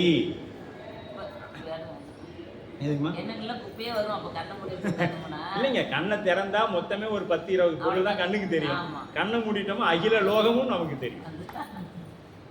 அகில லோகமும் நம்ம கண்ணு முன்னாடி வந்துட்டு போகும். நம்ம சின்ன வயசுல பண்ணது, நமக்கு எவன் என்னென்ன பண்ணா, நாம யாருக்கு என்னென்ன பண்ணணும் அப்படிங்கிறதெல்லாம் வந்து போகும். என்னடா நம்ம எங்கே இருக்கிறோம், எங்கே வந்தோம், எதுக்கு கண்ண மூடி உட்காந்தோன்னா அப்புறம் யோசனை பண்ணி இல்லை மனமே வா அப்படின்னு சொல்லி கூப்பிட்டு நிற்க வச்சோன்னா அடுத்த ஒரு செகண்ட் கூட நிற்காது, அரை பொழுது நாளிகை கூட நிற்காது, ஓடிடும் அடுத்து. அது அங்கே போய் இந்த பக்கம் முடிச்சு கூப்பிட்டு வந்தால் இது இந்த பக்கம் போகுது, இங்கே வா மறுபடியும், இப்படியே அது பொழுதையும் கூப்பிட்டுட்டே இருக்கணும். அது வேண்டாம், அவ்வளோ கஷ்டமே படாத. சைவம் வந்து உன்னை அவ்வளோ கஷ்டமே படாத, வா கை பணி செய்யட்டும், சிந்தை இறைவனை நினைக்கட்டும், வாய் அவனுடைய திருமுறையை பாடட்டும். எனக்கு திருமுறையெல்லாம் பாட வராதுங்க, 5 எழுத்து சொல்லு, அது ரொம்ப கஷ்டம் இல்லையா? நமச்சிவாய சிவாய நம்ம சொல்கிறோம், ஏதாவது கஷ்டமா என்ன? இது ஏதாவது போய் பிஹெச்டி படிச்சுட்டு வரணுமா? எல்லாத்த விட எளிமையானவன் நம்ம பெருமான். எளிமையாக சொல்லலாம், சிவாய நம்ம சொல்லிட்டு நான் வராம்பாருன்னே நம்ம திருப்பணி செய்யக்கூடாது. சிவாய நமன்னு சொல்லணும்.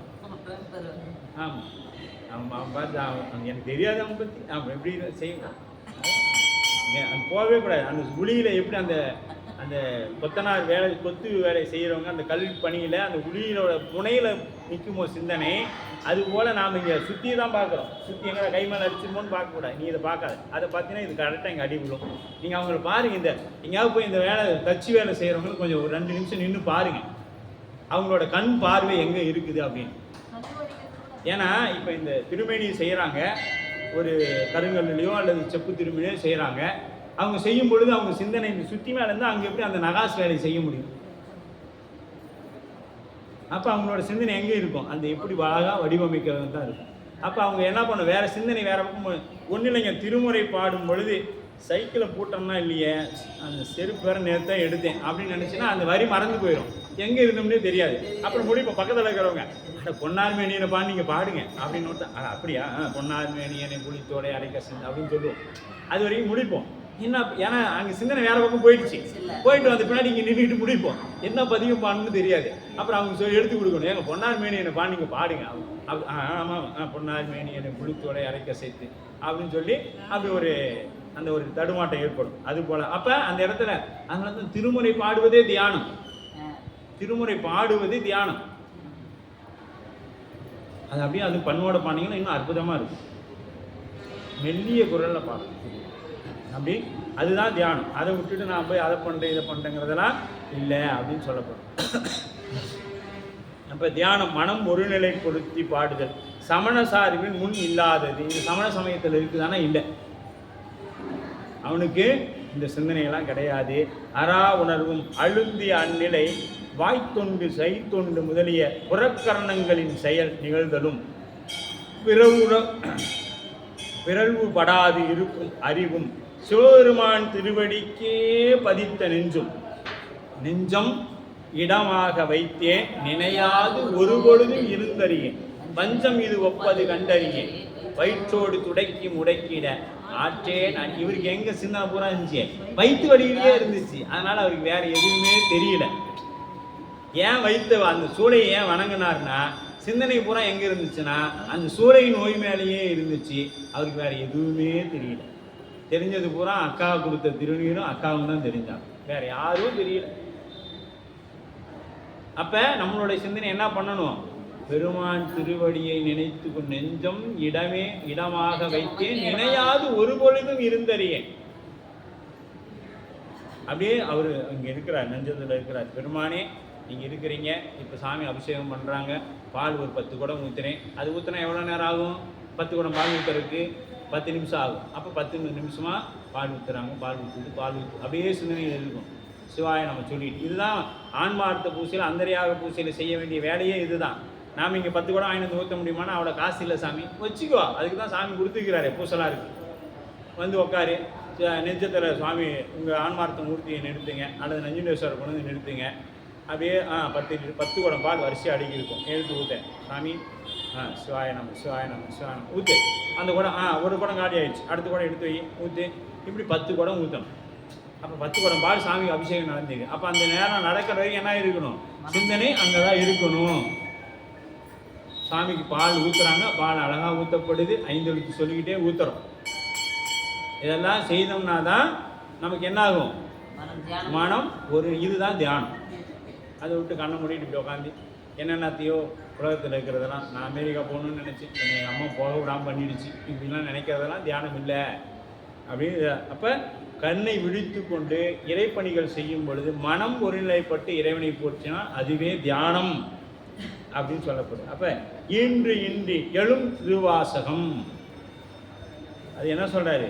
ஈறு இன்றி எழும் திருவாசகம். ஈரின்றுனா முடிவு இல்லாத, எது என்னைக்கும் முடியாத. இன்னைக்கும் பாடுறாங்க, அன்னைக்கு அப்பர் சாமி பாடினாரு, இன்னைக்கும் நம்மளை சாமி பாட வைக்கிறார். அதற்குனால இதுக்கு என்ன பேருங்க? திருவாசகம் என்று பெயர். திருவாசகங்கிற ஒரு சொல் வருது அப்படின்னா அது எங்கே வருதுன்னா பெரிய புராணத்தில் தான் வருது. ஏன் அதற்கு திருவாசகம்னு அந்த இடத்துல சொல்கிறாங்கன்னா, திரு போற்றி பாடுவதனால் அதற்கு திருவாசகம், திருவை போற்றி பாடுவதனால் அதற்கு திருவாசகம்னு பேர். அப்பர் பெருமான் வரலாற்று சேக்கிழார் சொல்கிறார் திருவாசகம். இதை வைத்து கொண்டு தான் சில பேர் சொன்னாங்க, அதாவது திருவாசகத்தை பற்றி சேக்கிழார் பேசிக்கிறார். இல்லை, இது அந்த பொருள் அல்ல. ஏன்னா அவருடைய காலம் இதுவரை யாராலும் கண்டுபிடிக்க முடியவில்லை. மறைமலை அடிகள் 3ஆம் நூற்றாண்டுன்னு எழுத சொல்லியிருக்கிறார். மற்ற யாரும் 13, 12, 9 இது மாதிரி பல கருத்துகள் இருக்குது அவருடைய திருவாசகத்துக்கு. அதனால் இது அந்த திருவாசகம் அல்ல. இங்கே சொல்லப்படுது இறைவனை போற்றி வாழ்த்தியதற்கு திருவாசகம் என்று பெயர் கொடுக்கிறார். கையில் திகழும் உளவாரத்துடன். அப்பர் சாமி என்ன பண்ணுவார்? எப்பொழுதுமே கையில் உளவாரப்படை வைத்து கொண்டே இருப்பார். அக்கா கொடுத்த உளவாரப்படையை வைத்து கொண்டே இருப்பார். எப்போ அவர் இல்லைன்னா கடலில் கட்டி போட்டப்போ தான் அவர் கையில் உளவாரப்படை இல்லை. ஏன்னா கையில் என்ன இருக்கக்கூடாது? ஒரு கைதியோட கையில் என்ன இருக்கக்கூடாது? குற்றவாளி எந்த ஒரு ஆயுதமும் இருக்கக்கூடாது. இது ஆயுதமாக, அதனால தான் உளவாரப்படை, அதுக்கு பேர் ஆயுதம். அதனால் இருக்கக்கூடாதுன்னு எடுத்துட்டாங்கன்னா, அதனால தான் நம்ம சொக்கலிங்கம் ஐயா சொல்லும் பொழுது சொன்னாங்க, கடலில் கட்டி போட்ட பொழுது கையில் என்ன இல்லை? உளவாரம் இல்லை என்ற அளவில் சொல்லப்பட்டுச்சு. அதனால் திருவாசகம் கையில் திரு உளவாரத்துடன் கைகொண்டு கலந்து கசிந்து உருகினார், கசிந்து நின்றார். கைத்தொண்டு மெய்யினார் செய்து திருத்தொண்டு கசிந்து, மனத்தொண்டு வாக்கினாலும் மனத்தாலும் செய்யும் பொழுது என்ன பண்ணோம்? அப்படியே கசிந்து நிற்க வேண்டும் என்ற அளவிலே இன்றைய வகுப்பானது நிறைவு பெறுகிறது. இன்னும் நமக்கு இதில் ஒரு பாடல் இருக்குது. அந்த பாடலோட திலகவதியார் பணியை நிறைவு செய்வார் சேக்கிழார் பெருமான். அடுத்த வாரமும் நமக்கு வகுப்பானது சனிக்கிழமை நடைபெறும். ஞாயிற்றுக்கிழமை நம்முடைய குருநாதருடைய மடத்தை அமைத்து ஆசனத்தில் இருக்க செய்யும் நிகழ்வு நடைபெற இருக்கிறதுனால அதற்கு காலையில் அன்பர் பெருமக்கெல்லாம் போகலாம் அப்படின்னு ஒரு கருத்து பதிவு பண்ணியிருக்காங்க.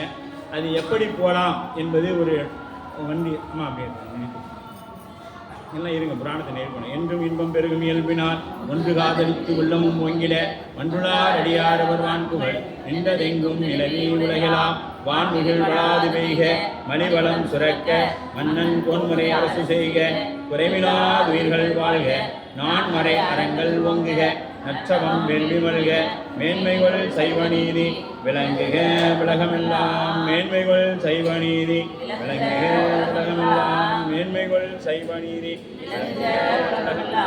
தென்னாடுடைய சிவனே போற்றி ஏகம்பத்துரையந்தாய் போற்றி கனகத்திரளி போற்றி அருள் தரும் தேவகிரி அம்மை உடனவர் அருள்மிகு நஞ்சுண்டேஸ்வர பெருமான் மலரடிகள் தெய்வ சேக்குலார் பெருமான் திருவடிகள் எம்பிரான் நாவுக்கரசு பெருந்தகை திருவடிகள் சிற்றம்பலம். நஞ்சுண்டா நஞ்சுண்டா நீலகண்டா நீலகண்டா நஞ்சுண்டா நஞ்சுண்டா திருச்சிற்றம்பலம். அன்பர் பெருமக்களுக்கு அறிவிப்பு. வர ஞாயிற்று